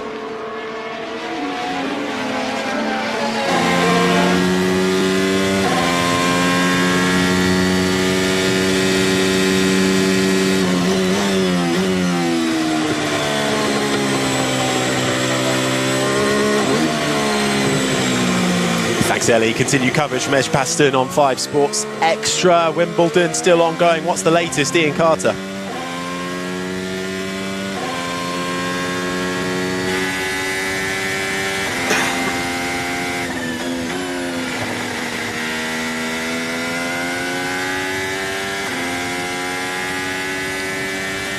Ian Carter at Wimbledon for us on Sports Extra 2. That is right through the afternoon and into the evening. Lewis Hamilton here at the British Grand Prix with a big snap in his Ferrari coming through Maggots and Beckett's, holds on to it as he chases down Pierre Gasly's 5th place. Gasly in the top 10 in qualifying, hauling that Alpine into a top 10. That became 8th after penalties, and currently running well is the Frenchman for Alpine, who are currently last in the championship, but Hamilton is closing in. These are the conditions, despite the car that maybe Hamilton has, feeling a bit snappy, reported on the radio. These are the conditions that work for Hamilton. The safety car restart. We've been given a 10-second penalty for the braking on the straight before the safety car restart. You have a 17-second gap to Stroll. Head down. We want to try and pull as much of a gap as we can. Yeah, so that's the radio message going out to Oscar. The bad news that he's got a 10-second penalty, but we're actually more interested at the moment in what's happening with Lewis Hamilton, who's reliving old glories as he's reveling in these conditions and closing down now on Pierre Gasly, and he's going into the corner near Luffield down at the BRDC end of the circuit. He's right on his gearbox. I think it's inevitable that it's going to crash. I got into this stay with him. It's so slow. That's Max Verstappen, who, having had a spin from 2nd place at the safety car restarts, has, well, recovered in 10th, but hasn't been able to improve from there since. He's 1.1 second behind Carlos Sainz. Makes me wonder whether there was some damage as he went across the grass. We're watching an onboard with Yuki Tsunoda, who's been given a penalty as well for causing a collision. We're going to find out what happened now with Ollie Behrman. I think it was down at Luffield. Yeah, so he basically did it. So Behrman was on the outside going into the left-hander at the end of the Wellington straight, and Tsunoda on the inside, and there was contact front right of Tsunoda, rear left of Behrman, and round went Behrman. 10-second penalty for Yuki Tsunoda on that front. Meanwhile, Lewis Hamilton and Pierre Gasly continuing to do battle, and Hamilton so close coming through Stowe, couldn't quite find a way through, has to stay behind the Frenchman as he comes around the final corner now. The next feasible chance for Lewis Hamilton, if he can close up a little bit more to the back of that Alpine, coming through the right-hander of Abbey, and the left-hander of Farm will be down that Wellington straight. It was a bit of a rude chop from Pierre Gasly. He knew Lewis was there, and Lewis nearly lost his front wing, but he's back on his gearbox yet again. If he can just clear Pierre Gasly, I just don't think that Pierre's going to hold him back for very much longer, but Lewis is back attacking again, and he's going to move up to 5th place if he can get Pierre Gasly.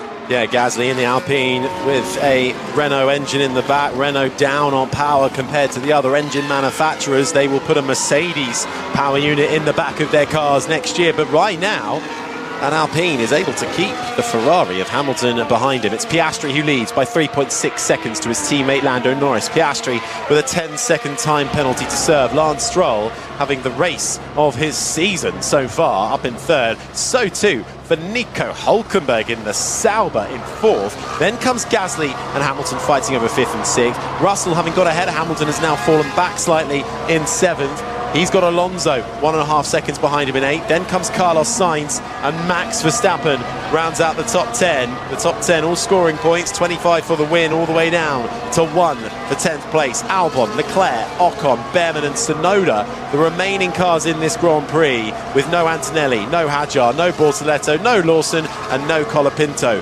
Closing up through Stowe, moves to the left-hand side, into the braking zone for Club. Goes Lewis Hamilton through Vale, and Hamilton makes it look easy round the final corner of Club. Hamilton through on Gasly. That was a beautiful thing to watch. You could see all the experience. Lewis Hamilton placing his car in the right way. He just set himself up to get the slingshot on Pierre Gasly and dispatched him without too much trouble, and now he's on his way. But he still has 20-odd seconds. He's down 24 seconds behind the leaders, Oscar Piastri. But, you know, at 24 seconds in a race like this, when it's damp and you've got changeable conditions, actually that can disappear with just one pit stop. Over halfway distance in this British Grand Prix now, which has been chaos from the start. Trying to guide you through it myself, Harry Benjamin, the 1996 Formula 1 World Champion, Damon Hill over at 5 Live Race Centre. We've got the BBC's F1 correspondent Andrew Benson. Down on the ground for us is Jenny Gow. It is a big day for sport, though, across the 5 Live network. We'll be bringing you continued updates for the rest of this Grand Prix of the cricket at Edgbaston. That's also on 5 Sports Extra. Now the tennis at Wimbledon. We'll be bringing you updates on Cam Norrie, but you can hear it in full on Sports Extra too. We'll have continued coverage of the Euros tonight. Commentary of Norway against Finland on Sports Extra 3. That's from 5 p.m. with Denmark against Sweden on Sports Extra from 8 p.m. More updates to come from the Rugby League too. But right now, this is the British Grand Prix. It's lap 31 of 52. It's Piastri who leads, Lando Norris, and a nice fight unfolding now between 6th place Pierre Gasly, who's just been overtaken by the Ferrari of Lewis Hamilton. Now George Russell, Damon, wants in. Yeah, do you want a weather report again? Oh, sorry, the 1996 Formula 1 World Champion and weatherman Damon Hill is alongside me in the commentary. I'm very concerned about the weather, but it does look like we've got clear blue skies coming this way. The track, the sun is breaking through now onto the track, and it's going to dry. We're going to have a repeat of the first half of the race where we saw a drying track creating all sorts of problems for people on these intermediates, because they had an announcement of rain coming again. So they didn't know how long to hang on to those tyres and whether to go to a new set of intermediates. That now is no longer an issue, I think. So what we're seeing is a drying track.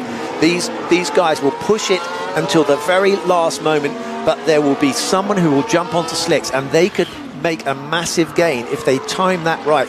Could that person be Lewis Hamilton? What about Oscar Piastri? You know, because he's got to find a way to recover his race lead, because he's got this 10-second penalty. But as I speak, Lando Norris is now closing the gap on Oscar Piastri down to 2.6 seconds. Huge amount of British interest in this Formula 1 Grand Prix. British interest too over at Wimbledon. Ian Carter is watching Cam Norrie.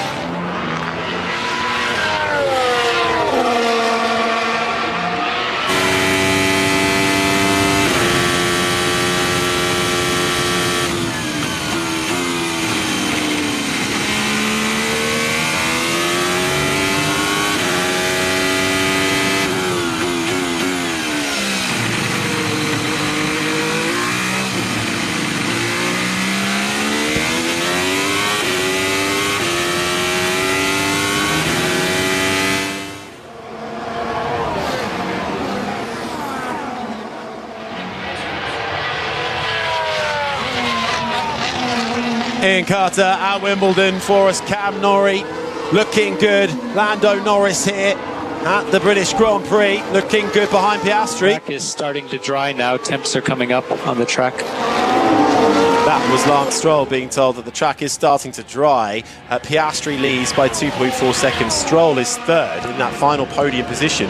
Nico Hülkenberg in the Sauber is fourth. For the man with 239 Grand Prix starts to his name and 0 podiums to show for it, could this be the day, Damon? Could this be the day? And I was actually listening to Lance Stroll there, sounded very calm and relaxed where he was. He seems to like these conditions, but he is now under pressure with only 0.6 of a second with Nico Hülkenberg behind him. And I was actually playing with this maybe headline of Norris and Norrie we're going to see maybe tomorrow if things unfold in the right way. That is, you've already listed the front pages, I think, there. If it can happen, we've still got a way to go at Wimbledon, we've still got a way to go here at Silverstone, but we are bringing you all the updates right here on 5 Live, not only from Wimbledon, from the cricket as well, from the Rugby League. We'll have the Euros later on this evening, come the close of us here on BBC Radio 5 Live. And to listen to it all you've got to do is go to the BBC Sounds app and scroll across the dial to BBC Radio 5 Live, and then you can see our other streaming services there too. It's lap 33 of 52. Piastri, Norris, Stroll, the top three. It's drying, but very slowly. Still not close to slicks. It's drying, but very slowly. Not yet ready for the dry tyre. That's what Oscar Piastri is saying on the radio. He sounds like he's still lying in bed, doesn't he, Oscar Piastri? He's such a cool There's customer. no pressure in his voice whatsoever. He's loving it. Meanwhile, he will still have to serve a 10-second time penalty once he's called for another pit stop. Nico Hülkenberg now 4/10 behind Lance Stroll. These two, formerly teammates when Hülkenberg was a reserve at Aston Martin for a couple of years to Lance Stroll. Now battling over the final podium place right now. Stroll, who has 3 career podiums to his name, staring at a 4th, having not scored since Miami earlier this year in the sprint race, looking to pick up 15 points if he can hold it to the end. But just behind those two battling for the podium, a few seconds back is Lewis Hamilton's Ferrari. Then comes Pierre Gasly, who has still got George Russell behind him. And I'm just thinking about poor Nico Hülkenberg. I think he might get Lance Stroll, but if he does, he's got Lewis Hamilton to contend with, who might just deprive him of that elusive podium. Nico Hülkenberg, who is here for a few more years yet when that team becomes Audi next year, with a German driver and the German mark coming to Formula One with new regulations next year. It's not going to be easy for the Audi team, but Nico Hülkenberg has picked up a series of good results in the last few races. He's managed to score in 3 consecutive. Can he make it 4? Meanwhile, George Russell still all over the back of Pierre Gasly coming into Vale, but tries to find the inside of the Alpine ahead. Can't make it work. Out through Club. Rips a visor tear off from his helmet. Clear vision for George Russell in his continued hunt down of Pierre Gasly. And here we go then, Nico Hülkenberg looking a little closer to Lance Stroll, but as you were saying, Damon, Lewis Hamilton is right there lurking in the background. It's the Canadian Lance Stroll and the Aston Martin who is third, barrelling down towards the Wellington Straight, towards Brooklands into Luffields, followed by the German of Nico Hülkenberg. Then as those two do battle, they're bringing Lewis Hamilton into play nicely in the Ferrari. I don't think Hamilton thought he'd be fighting Hülkenberg and Stroll in this race, but pretty much since lights out, no one has been able to predict anything that has gone on here in Silverstone today. You certainly would have predicted that Max Verstappen would have been in 10th place and unable to make any progress. As we watch George Russell now very close to Pierre Gasly, going down towards Copse Corner. Pierre Gasly closes the door and... Boy, you don't go through there 2 by 2 at Copse. George Russell holds on, but I'll tell you what that's done. It's really slowed down Russell. He's had to ease off the throttle, and that's brought Fernando Alonso into play. But it's 1 by 1 through Magnussen Beckers. Nico Hülkenberg, meanwhile with DRS, finally lines up a move on Lance Stroll into Stowe. Hülkenberg up into the podium places in the Sauber. Stroll down to 4th, but Lewis Hamilton is looking to make hay while the sun shines over Silverstone and pick off Stroll as quickly as he can. He'll line him up down the Wellington Straight. That's the next overtaking opportunity. While we get there, let's head to the Rugby League for an update. Matt Newsom.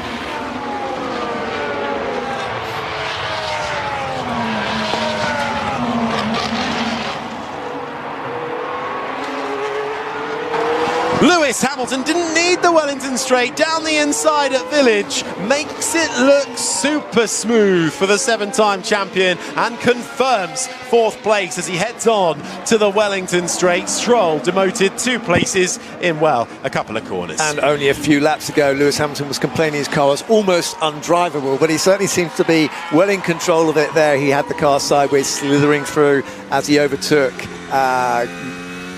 and went up to, we're watching it on board now with Max Verstappen. It looks like he may have actually finally dispatched the Williams of Carlos Sainz, I think. Or is it? Yeah, no, it was Sainz. Well, let's see. We're just having a look at where Max Verstappen is. He's just up to 9th ahead of Carlos Sainz. Alex Albon behind Sainz in 12th now, actually, because Leclerc has just got in front of Albon. Leclerc not even in the points yet. It's been a bit of a torrid race for the Monegasque, who's trying to get himself up inside the top 10. His teammate up in 4th. Good recovery so far for Lewis Hamilton. Out in front, Oscar Piastri with a 2-second gap to his teammate Lando Norris. Piastri has a 10-second time penalty to serve. Hülkenberg now into the podium places in his Sauber. He's got Lewis Hamilton, though, 1.7 seconds back. Then comes Lance Stroll at 5th. Pierre Gasly is clinging on to 6th place in the Alpine for dear life, and he's been able to hold off George Russell for the last 5-6 laps. Russell cannot find a way through on the Alpine. Then comes Alonso in 8th. Verstappen now up to 9th. He had a spin on the safety car restart through Stowe that saw him drop from second all the way down to 10th place, which is now occupied by Carlos Sainz. Leclerc outside the points in 11th, then comes Albon. Ollie Behrman and his Haas teammate Esteban Ocon are 13th and 14th, with Yuki Tsunoda running 15th and last, with a 10-second time penalty to serve as well for a racing incident with Oliver Behrman earlier on in this race. We've still got 16 laps to go. The track is still not dry. I haven't seen a dry line developing yet. Watching a replay of Charles Leclerc, I don't know what happened here. We're going to find out in a second. He's behind. It's him getting Albon. Oh yeah, but it looks like that was a very late lunge through the loop. We're watching a view from the outside. Did he hit? No. He didn't. Albon got out of the way, and that's how Leclerc made up a move. Right, let's check in again with Jenny Gow. I think you've got a certain chef with you, Jenny. I have. Gordon Ramsay's watching alongside me, lap 36. It's been non-stop, hasn't it? It's been extraordinary. The most exciting race of the season so far, and again, Silverstone brings it home. Really does. Oscar Piastri, that 10-second time penalty. Oh my goodness, Norris is de facto leading this race, really. Lando's in a perfect position right now, and providing the rain stays away, I think Lando's going to land this one. Oh, that's a bold move. I like that. What are you serving today on the menu? Today we've got some of the most amazing ribeye beef, Yorkshire pudding, and a beautiful red wine gravy.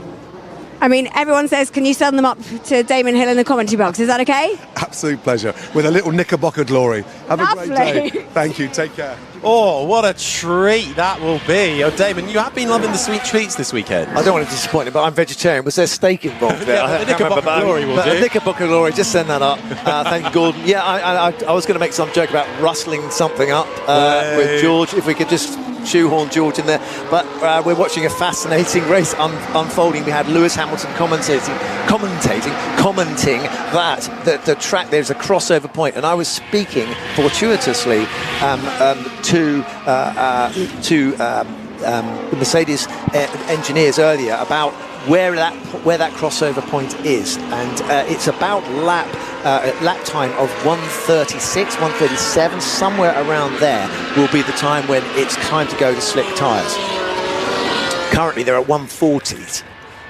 Yeah, when will that crossover period come? Will they make it? Will they teeter to the end? How quickly this race has actually gone by. Gordon Ramsay said probably best race of the season so far. Would you agree?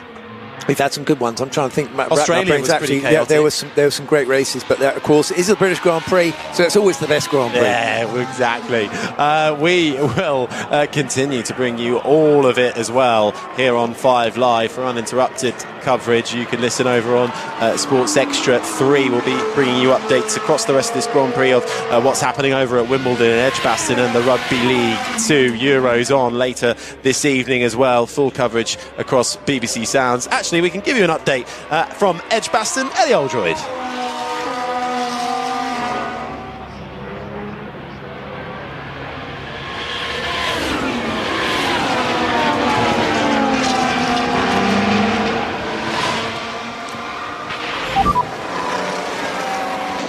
Depends how brave we want to be.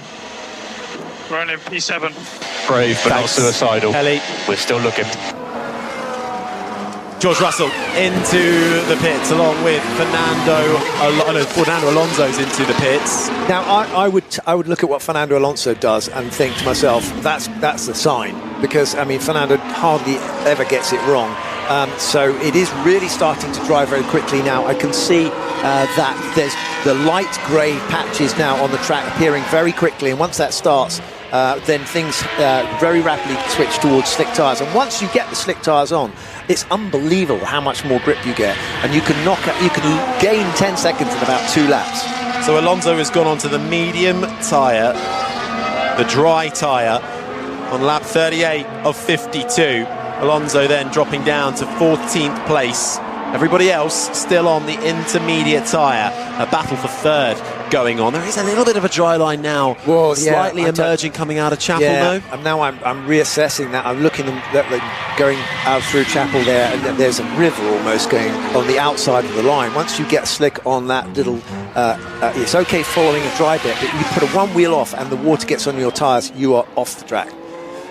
Not off the track yet is Nico Hülkenberg, still holding on to third, but Hamilton has reeled him in quite nicely. George Russell I think is feeling brave. Are we going to see him come into the pits and join Fernando Alonso on a slick tyre, a dry tyre? We are. He comes into the pit lane. He slows down to 80 kilometres an hour, hits the marker coming into the pit lane, will now make his way round the right-hander, which feeds you into the main entry point, into his Mercedes pit box as the mechanics get to work. It's the hard tyre for George Russell, the dry, hard tyre that goes on. 2.3 second stop for George Russell and makes his way out into this race again. Lap 39 of 52. There's been a wicket at Edgbaston. Ellie Oldroyd.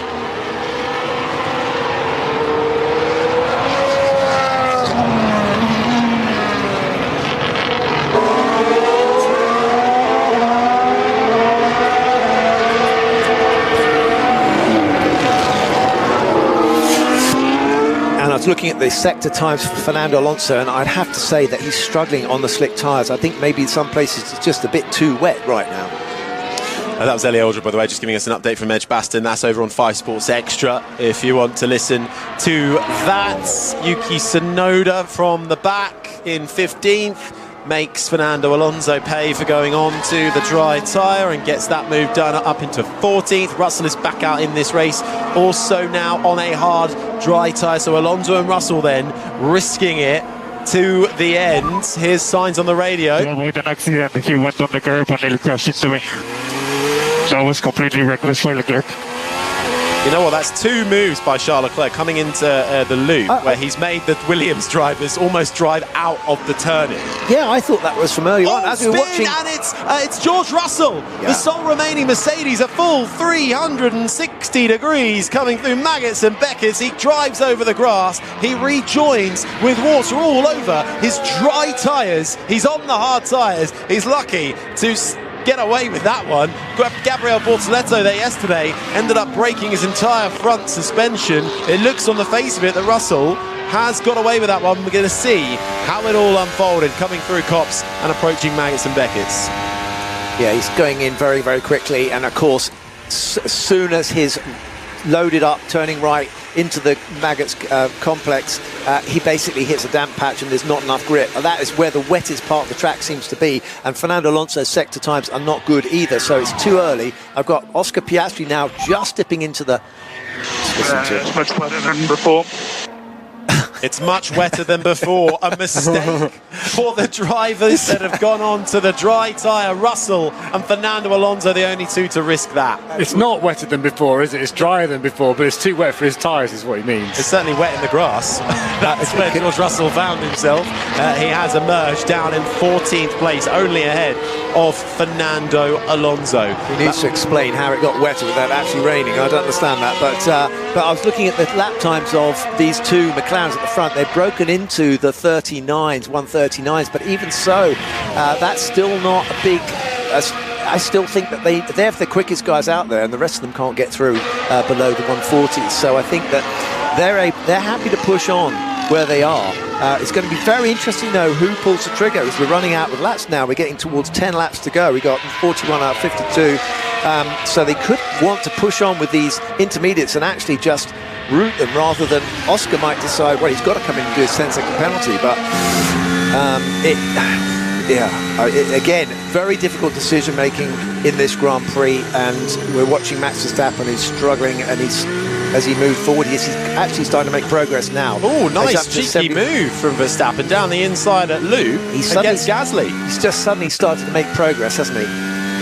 Coming back to Max Verstappen, he'll get the DRS to boot as well. The drag reduction system, the rear wing flap, which flies open in the designated areas on the track when you're within a second of the car in front, which gives you a speed advantage over the car in front, and that has worked out for Verstappen. Now up to 6th, Gasly down to 7th. It's Piastri, Norris, Hulkenberg the top 3. Hulkenberg's actually just pulled 2 seconds on Hamilton. We need to keep Lando out of DRS. If he gets in DRS with our penalty, it'll be do not make it too difficult. That was the message to Oscar Piastri. Let's head to 5 Live Race Centre. Andrew Benson, or not? Yeah, we've got... What's interesting is looking at Russell and Alonso, they've lost a lot of time, so it's actually not going to have benefited them, but they are starting to set green, which is their fastest, and occasionally a purple mini sector. Purple is fastest of all. So they are beginning to get back into it, but they've lost something like 20 seconds to the rest of the field, the ones they were racing anyway, so it's not going to pay off for them. Hamilton's in the pits from 4th place. Jenny Gow was watching. It looked like it was slightly long. He's gone back out. He's on the soft terrace tyres. It's a 3.1 second stop. Stroll's in. Verstappen's in too. It's time. The changeover point has it arrived, and we are getting the pit lane with a flurry of action, and they are changing on to dry tyres. Slightly slow for Max Verstappen. Looked like he was putting on the medium tyre there. Piastri staying out to lead. Norris and Hülkenberg, the top 3, have not come in for a pit stop. Hamilton back out there on the soft tyre. So too for Lance Stroll. It was the soft, my apologies, not the medium. So he's got the red walled rubber, the quickest rubber of them all. And as he's trying to get up to speed, Charles Leclerc just absolutely breezes past his teammate up into 4th. All right, Jenny Gow, what more do you bring? Well, they're getting ready at McLaren for another pit stop. They've just taken their breath. I think they're in at Tsunoda's in as well. That's a long pit stop because they had a 10-second penalty to serve. Piastri's going to have to do that when he stops. Yeah, he will, as we're just getting another look at Lewis Hamilton. It was more than just trying to get up to speed. He couldn't get the car slowed down at Village, went off into where the puddles of water have accumulated off the track. That would have really made the grip almost minimal on his soft, dry tyres, and that's how Charles Leclerc managed to easily get in front of him. Hülkenberg's come into the pits from 3rd, by the way. Let's see where this puts him. The German, could he get his first Formula One podium after 238 Grand Prix starts? It's races like this which really allow for opportunities up and down the field. And what a chaotic start it's been. It's slow for Nico Hülkenberg. 4.6 seconds. Has that cost him the opportunity? Almost slides that Sauber onto the grass on pit lane exit. He rejoins this race, but it's slow for Hülkenberg. He will come out. I think he'll still come out in 3rd. Yeah, the thing is, he will come out, but he pulled his trigger because Hamilton actually was behind him, and Hamilton had made a mistake on his outlap as well. Works. So now they're both on Saved slicks. It's just a question of whether he can do a better job of his outlap than Lewis Hamilton. He might actually have saved himself his podium position. But the real, I'm trying to unravel that message. Oh, we've got a Red Bull off. Sorry, just absolutely cutting the corner. We got a McLaren coming in. Piastri. It's Piastri, who's got to do a 10-second stop-go penalty. He will. Jenny Gow's down there. So he's right near me. He's just waiting. 10 seconds seems like an age for Oscar Piastri. The mechanics are readying. They're not going quite yet. Now you're going to hear the wheel guns going on. That part went very smoothly. He's out and back into the pit lane. 14.6 seconds. So actually it was longer than they needed. Yeah, but they've got to be so careful. If any of the mechanics even glanced at McLaren, it will be deemed penalty not served. But a yellow flag out on track. Norris takes over as the leader. The yellow flag is for the Haas of Esteban Ocon, who has found the grass and is making his way back on to the circuit. I think that's down at Luffield where he's gone off and rejoins behind his teammate Ollie Behrman. It's Lando Norris who leads now, 30 seconds clear of his teammate Oscar Piastri. Oscar Piastri pitting and serving a 10-second time penalty. We're expecting Norris then to come in this lap. Pit loss is around 20 seconds under green flag conditions. Nico Hülkenberg on the medium tyre has emerged and still holds on to that 3rd place. Lewis Hamilton is behind him by about 7.8 seconds, and we're about to see how the two Haas's, how Esteban Ocon went off, and it was because it was a collision with his teammate Esteban Ocon and damage to the front wing too. Yeah, that was a little bit clumsy. What we're seeing is a problem here. We're just watching a replay, but Ollie Behrman's gone down the inside of Esteban Ocon, but he can't stop because he's on the wet bit. Lando Norris is about to come into the pits as the two Haas's perfectly pirouette off into the grass. They rejoin in this race, but slowing down to 80 kilometres an hour then is Lando Norris, looking for a first win on home soil. He's got to get through the pit stop though, Jenny Gow. Yeah, he swings in. They put a set of medium tyres on. It's 2.4 seconds, and he rejoins the first lane back into the lead of this race. Yeah, Piastri's just coming through Vale now, and then the final corner awaits him as Lando Norris emerges from the pit lane entry, which feeds you out through the left-hander of turn 2. British cars is up front. It's Max Verstappen who's not having a particularly nice time in his Red Bull. He claims his car's undriveable. We're watching Lando Norris now. This very, very crucial part of his race because he's coming out on slicks. He's finding out where all the slippery bits are, and the car is trying to get away from him. And it's so easy to just put a wheel on the damp stuff. And now he has to really concentrate like you've never seen before. And he can actually see Oscar Piastri in his mirror behind, who's had an extra lap to get to know this place. We're watching Lewis Hamilton now, who's setting the fastest lap of the race so far. The slicks are definitely the right tyre to be on, but Lewis has had another couple of laps to get those tyres up to temperature. Fernando Alonso sweeping past the Williams of Alex Albon through Stowe up into 8th. Lewis Hamilton does indeed set the fastest lap. Lewis Hamilton has got 6.7 seconds between himself and a podium finish. It will be his first Ferrari Grand Prix podium. Can he close down Nico Hülkenberg over the course of 7.5 seconds? I don't think the penalty before was very fair. I mean, I know that's a big question, but if you don't think it was fair either, I think we should swap back and race. Okay, so two things from Oscar Piastri trying to negotiate with the team. If they didn't think the penalty was very fair, will they do a swap back? No. I highly doubt that one. And he's also just run straight through the runoff area at Maggots and Beckers, clinging on for dear life. That may have been at another lap actually, because we are only seeing a 5-second gap between Piastri and Lando Norris. Because what happened was Oscar went on at the right time, and although he had a 10-second stop-go penalty, he found time by being on slicks earlier than Lando Norris. So now Lando does not have a 10-second lead, he's only got a 5-second lead. Well, Oscar Piastri then trying to hunt down his teammate Norris, who is leading here. How is Norrie of the Cam variety doing at Wimbledon? Let's head over to Ian Carter.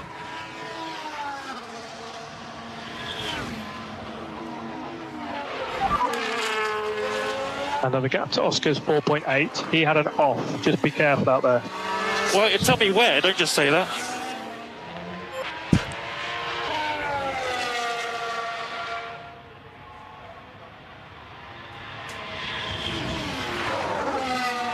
Thanks, Ian. Wimbledon is on Sports Extra 2 right through the afternoon and the evening. We are coming to the close here on 5 Live and on Sports Extra 3 of the British Grand Prix. What has been an enthralling race, and it is not over yet. Oscar Piastri, who has led nearly every lap of this race, with a 10-second time penalty now being served, has fallen behind his teammate, who leads, Lando Norris. But the gap is less than 4.5 seconds. We're on lap 46 of 52. Less than 5 laps remaining. Piastri second.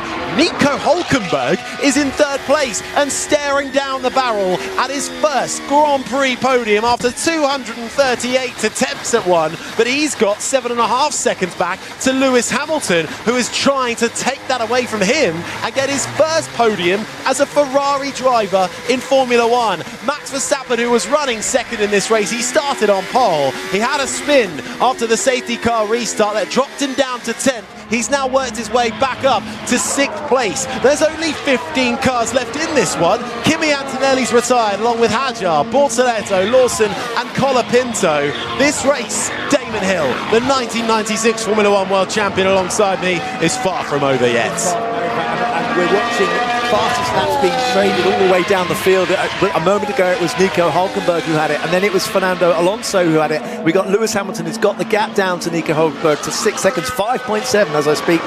The gap has gone up with Oscar Piastri. It looks like Oscar Piastri has either had a moment or Lando Norris has put in some faster laps, but currently the gap growing between Lando Norris and Oscar Piastri. But behind them, 23 seconds behind them, is Nico Hülkenberg. Never had a podium in his life, in all his career. And we got Lewis Hamilton just desperate to get a podium for Ferrari at his home Grand Prix, and he's closing that gap to 5.5 seconds. Oh, but Nico Hülkenberg is fighting back, though, in that Sauber. And now Lewis has got the fastest lap. So we can see the cars are getting fourth. Yeah, it's very, very easy still to make a mistake. There's still damp patches around the edge of the track. And once you go for a pass, you have to put the car off the dry line. That's where the treachery is. That's where the risk is. As we saw a few moments ago from Charles Leclerc, who's fallen down the field to 14th, having run off into the runoff area with a Ferrari car that looks a little hard to handle. He's having a bit of a race to forget. He's down in 14th. Yuki Tsunoda is the only car behind him, down in 15th. It's been another desolate race for the Japanese driver in that second Red Bull.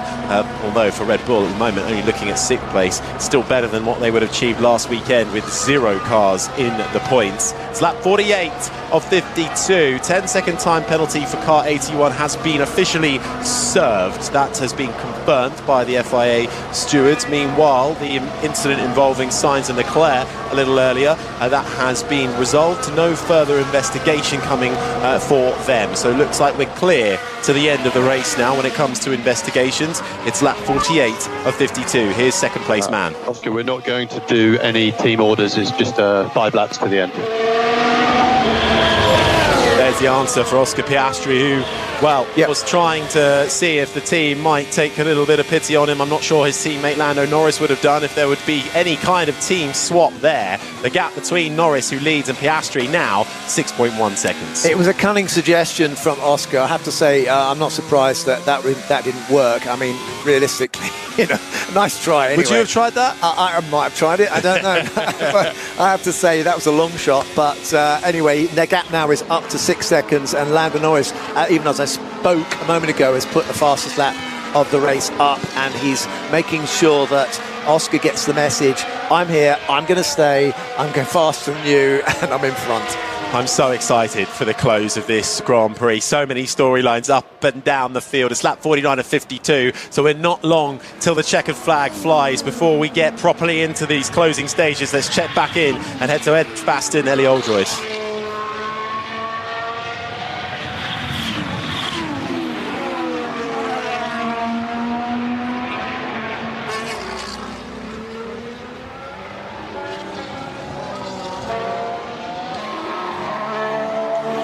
From Edgbaston to Craven Park, let's get an update in the Rugby League. Matt Newsom.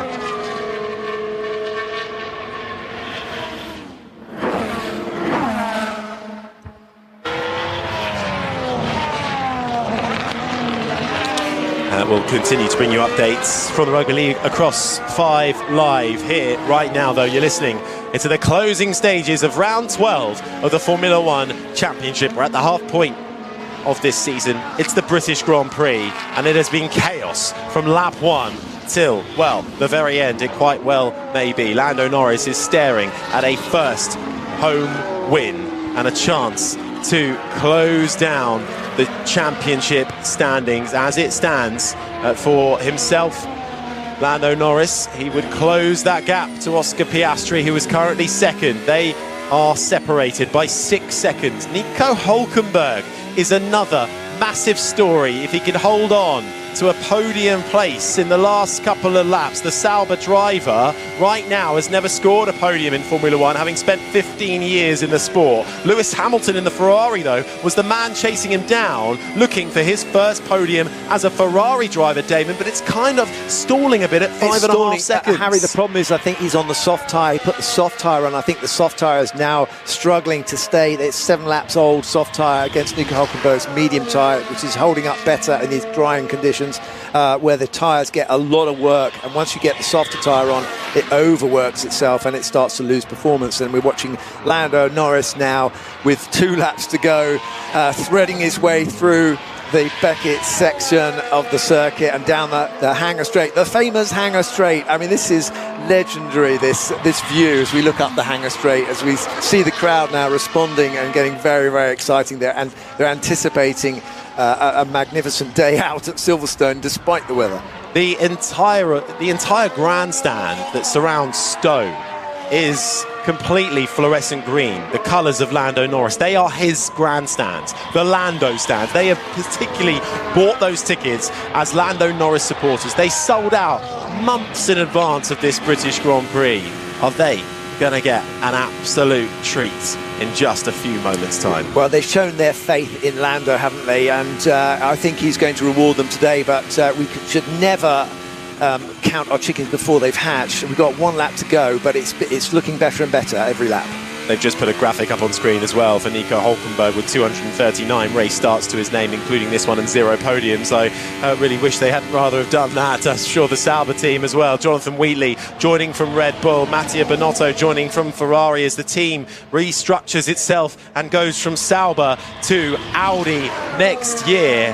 What a boost this would be. And, well, for them, Nico Hulkenberg would be amazing. For the team as well, would rocket them up in the Constructors' Championship as well, leaving Racing Bull's Haas and Alpine down a position.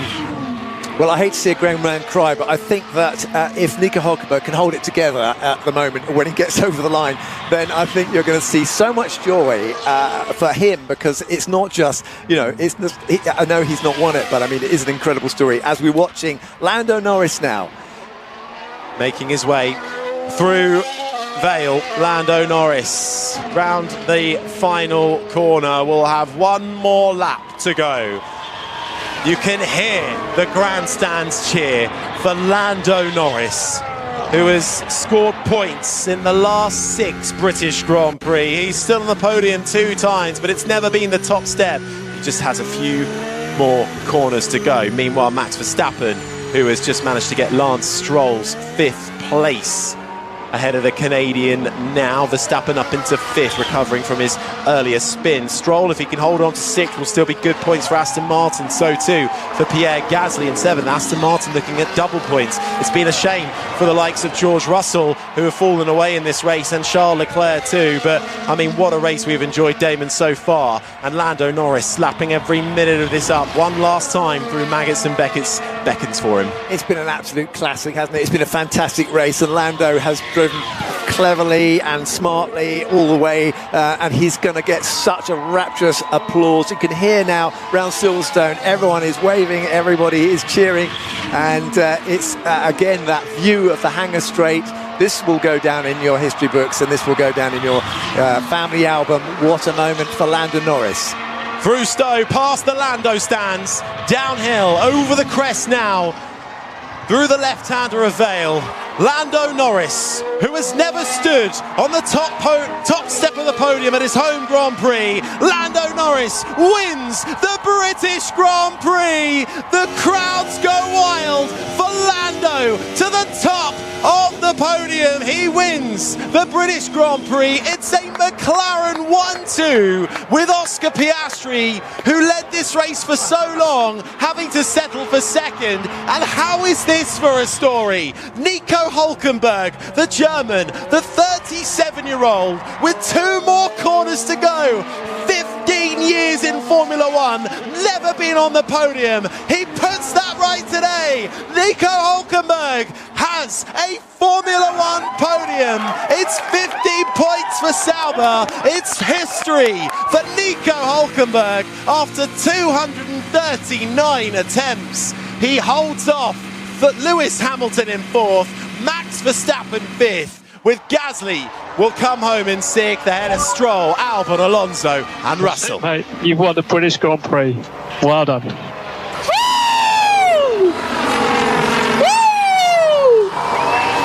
We did it! At home. Oh my god, we did it. This one means a lot, guys. Yeah, it's beautiful. Well done. Incredible, well done.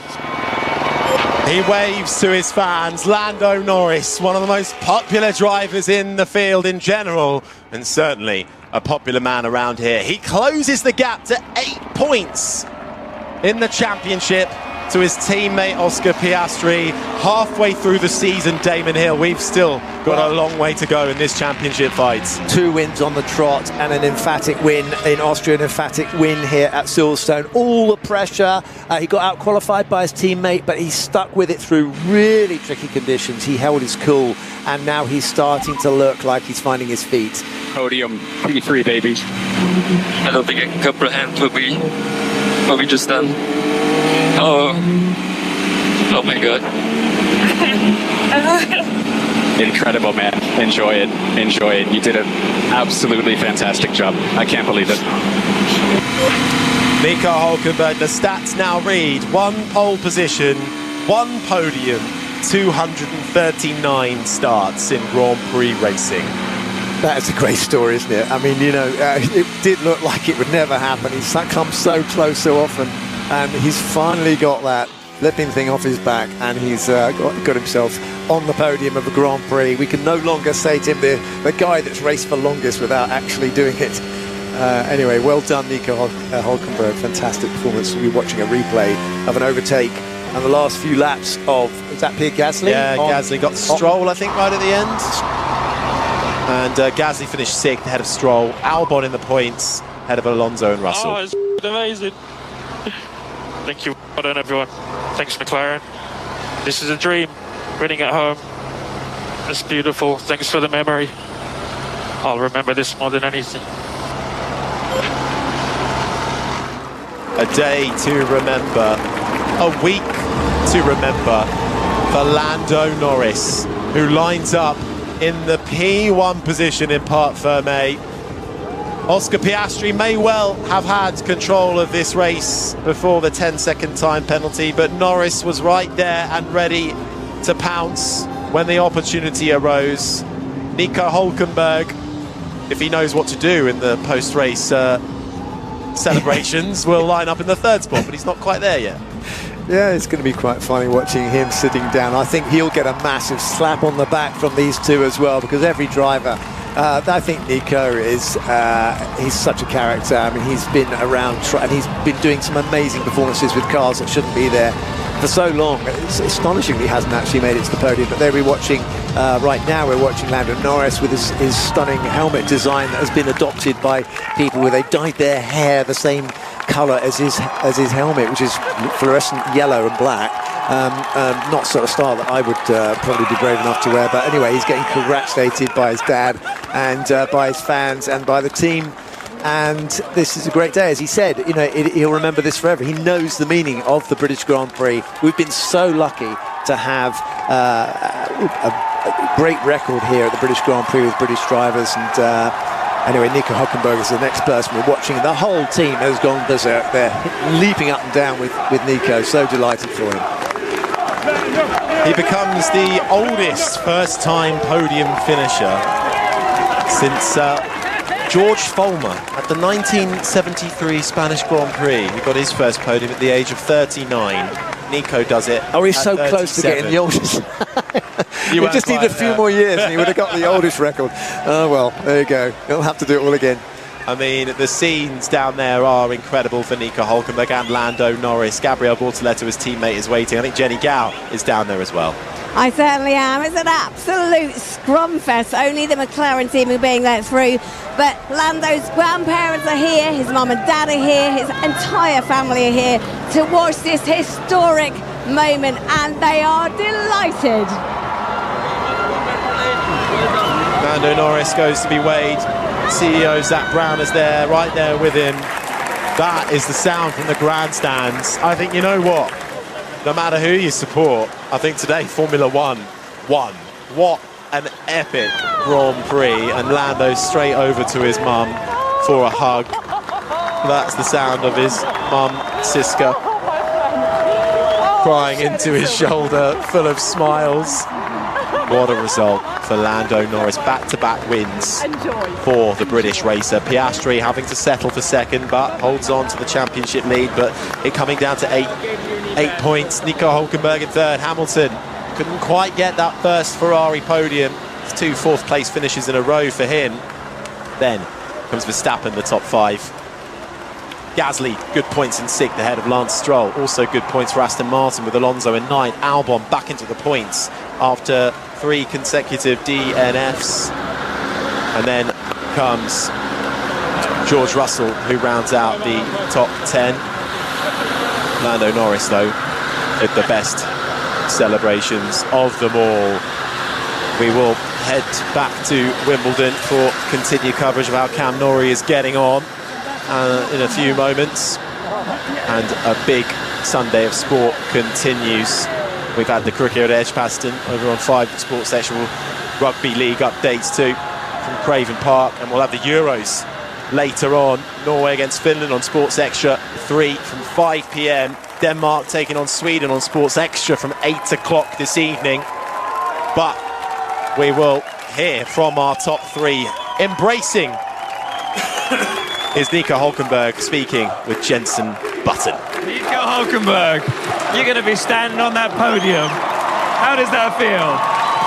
Yeah, good. It's been a long time coming, hasn't it? But yeah, I always knew, we have it in us. I have it in me somewhere. So yeah, I mean, what a race, coming from virtually last, doing it all over again from last weekend. It's pretty surreal, to be honest. Not sure how it all happened, but obviously crazy conditions, mixed conditions. It was, survival fight for a lot of the race. I think we just were, really on it, the right calls, the right tires in the right moment, made no mistakes, and yeah, quite incredible.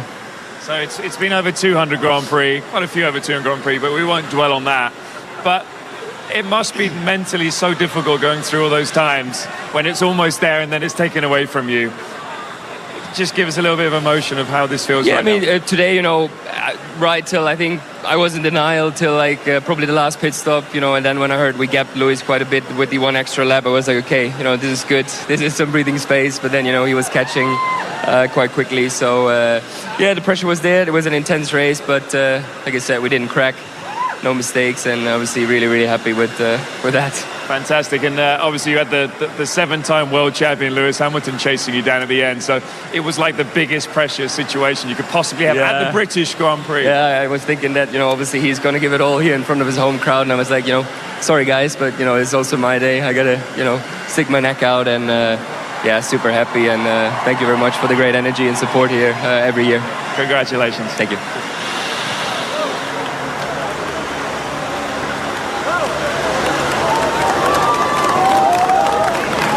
Oscar, I can imagine the emotions are very high, and we always say that you're very level-headed, but I've never seen you quite so upset about the situation you find yourself in. Yeah, I'm not going to say much. I'll get myself in trouble. So well done to Nico. I think that's the highlight of the day. So I'll leave it there. You obviously had a reasonably good start against Max, made a lovely move, and it looked like you had good pace, obviously, throughout the race. And it was the one incident that obviously you're not going to want to talk about, but we need to mention it here on the back straight, obviously getting the gap to the safety car. Yeah, I mean, apparently you can't brake behind the safety car anymore. I did it for 5 laps before that, and again, I'm not going to say too much because I'll get myself in trouble, but thanks to the crowd for a great event. Thanks for sticking through the weather. I still like Silverstone, even if I don't like it today, so thanks for coming out, everyone.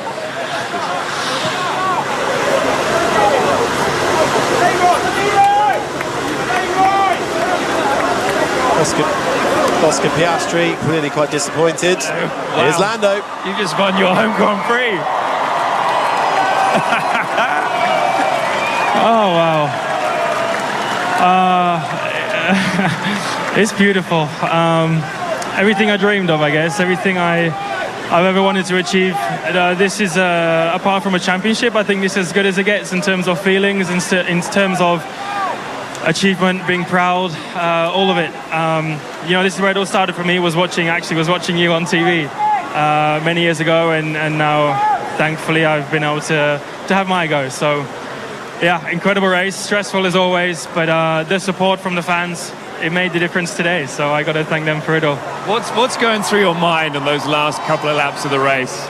What is the feeling, what is the emotion, and are you thinking, what am I going to do when I cross that finish line, or who am I going to wave at? What is it like? Yeah, I mean, your mind just goes pretty blank, so everything you might think before the race, you forget. The main thing is always just don't fuck it up. Yeah, that's rule number one. The last few laps, I was just looking into the crowd. I was just trying to take it all in, enjoy the moment, because it might never happen again. Hope it does, but these are memories that I'll bring with me forever. So, incredible achievement. Great. I'll apologise for your. Thank you. Sorry, language. I'm also sorry. Amazing, and not the easiest way to win your home Grand Prix. It's with the weather conditions throwing everything at you possible, safety cars. It was a tough one. Yeah, I think in terms of being a stressful race, this is as stressful as you can get. But I mean, it was a good race for Oscar as well. I got to give my credits to Oscar. He was fast the whole way. A round of applause for Oscar, because he put up a good fight, and I enjoy those moments together when we're on track. Not as much as when he's ahead of me as when he's behind, but that's life. And still credits to him, and of course McLaren. To win at home in front of all of the friends and family we have here is pretty amazing. So a big thanks to them. Yeah, championship's obviously heating up. It's exciting. You're getting so close to Oscar. I want to leave the last word with you for the fans that come out here to watch you race. And you've won the British Grand Prix for all these fantastic fans out there. I mean, it's always hard, right? Because before the race, I'm like, I want to give them something to cheer about. But, it's a long 52 laps. And you never know what's going to happen, especially when it was raining earlier. So it's always hard to imagine what it's going to be like. But now I'm feeling it, and it's unbelievable. So yeah, thanks to all the fans, all the British fans, all the McLaren fans, and shout out to my grandstand in the corner, because I gave all my credits to them. They were amazing. They cheered me on every lap, and it was really a beautiful thing. Congratulations! Thank you so much. Cheers, man. Your British Grand Prix winner Lando Norris ahead of Oscar Piastri and Nico Hülkenberg. What a day here at Silverstone. We're going to be continuing our coverage right now on Sports Extra 3, and we'll have all the analysis on our Checkered Flag podcast on BBC Sounds a little later. But for now, we will hand you back to Steve Crossman at Wimbledon here on 5 Live.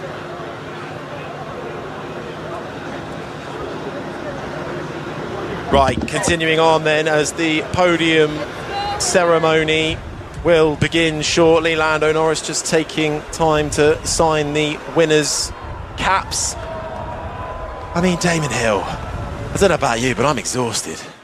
Do you know something? I'm leaking. That was too much. I don't want to do that. After Spa in '98, I decided I didn't want to do this anymore, and just commentating was just too much. I just stressed to the maximum. Well, talk about too much. Let's just listen in to the cool-down room. The first restart or what? No, the second one. I hit the brakes basically as the lights went out on the safety car. So then I didn't accelerate, and apparently that gets you a 10-second penalty.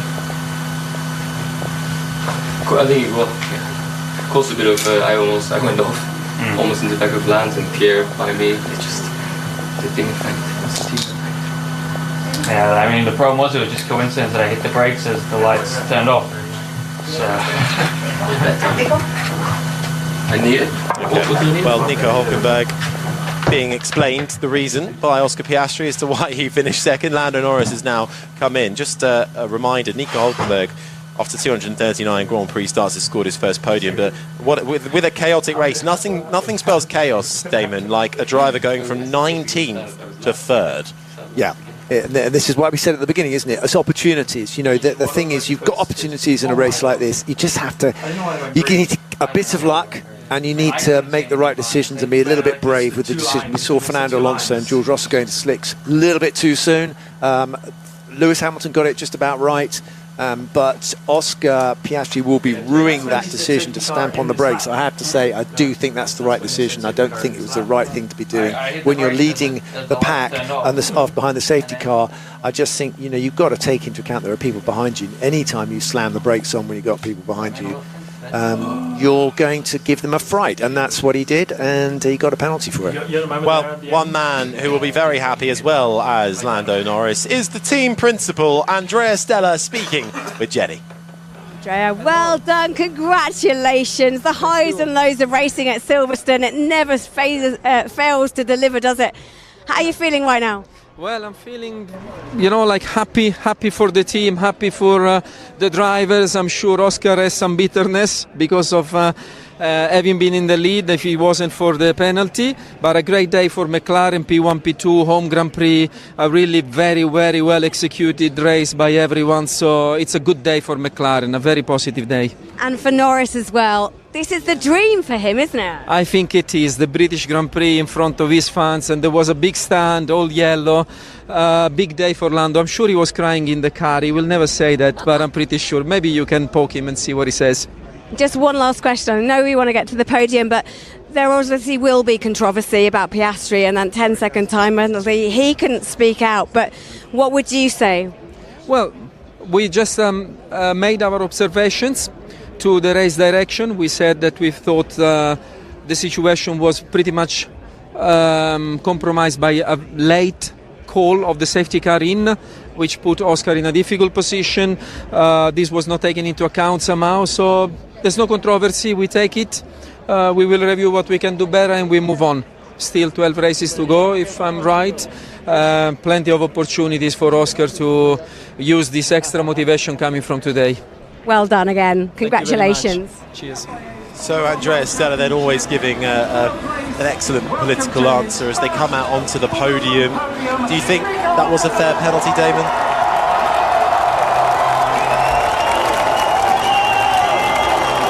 Well, we'll get the podiums underway and we'll come back to you as Nico Hulkenberg is out onto the podium.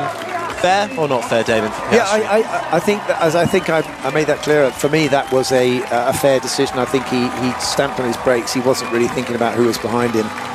He stamped on his brakes quite quickly, and I think that gave you got responsibility as the guy leading cars behind a safety car of controlling the pace and controlling things behind the people behind you. So I think that gave Max a bit of a fright. He could even have taken himself out of the race. If Max couldn't stop and couldn't avoid him, he would have hit him. Well, it ultimately meant he had to finish second as this man, Lando Norris, wins, and for the winner, the British national anthem.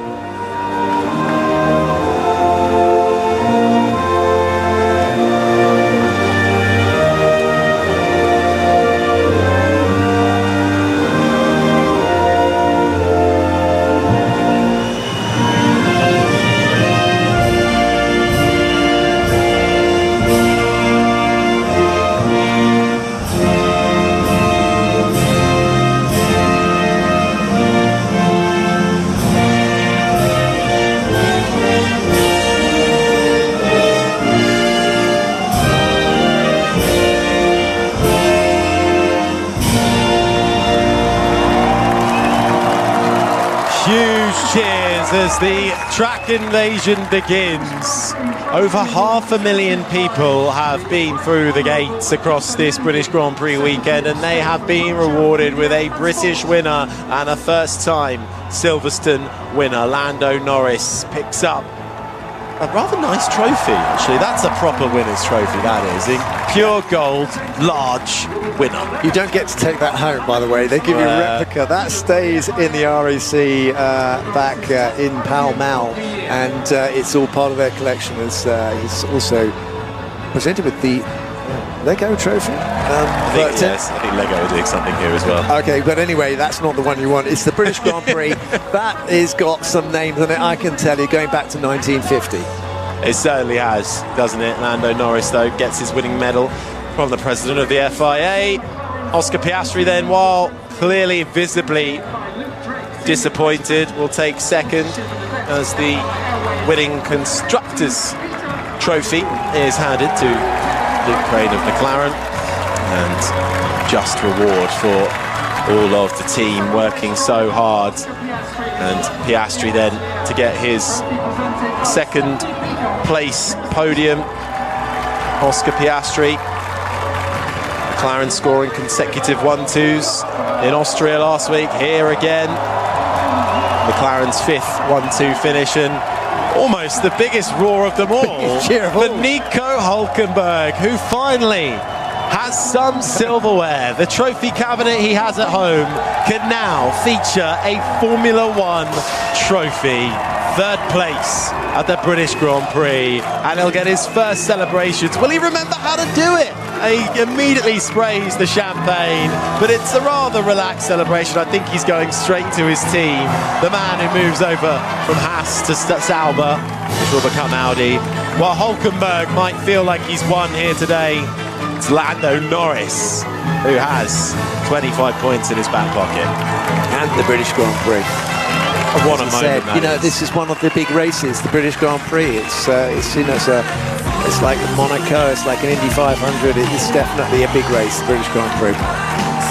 Nico Hulkenberg really savouring the moments on the podium. The Sauber team rewarded after such a tough couple of years for them too. And and this does them wonders in the Constructors' Championship. McLaren hold on to the lead, 460 points. Ferrari still second, Mercedes third, Red Bull fourth, Williams in the top 5, but Sauber move up to 6th. Then it's Racing Bulls, Aston Martin, Haas and Alpine, the top 10, as the celebrations for Lando Norris will continue long into the night. That just about does it from us here at Silverstone. We're going to bring you all of the analysis of a chaotic 52 laps in our Checkered Flag podcast, which will be out a little later on today on BBC Downs. My thanks to the whole team for that one. We'll be back in a couple of weeks in Belgium. It's a sprint weekend as well, but right now here on Sports Extra 3, we'll hand you over to our Euros coverage and Sophia Hartley. Thank you very much, and hello and good afternoon. And we are well underway here for Norway against Finland, and I'm pleased to tell you we've already had a goal 4 minutes in.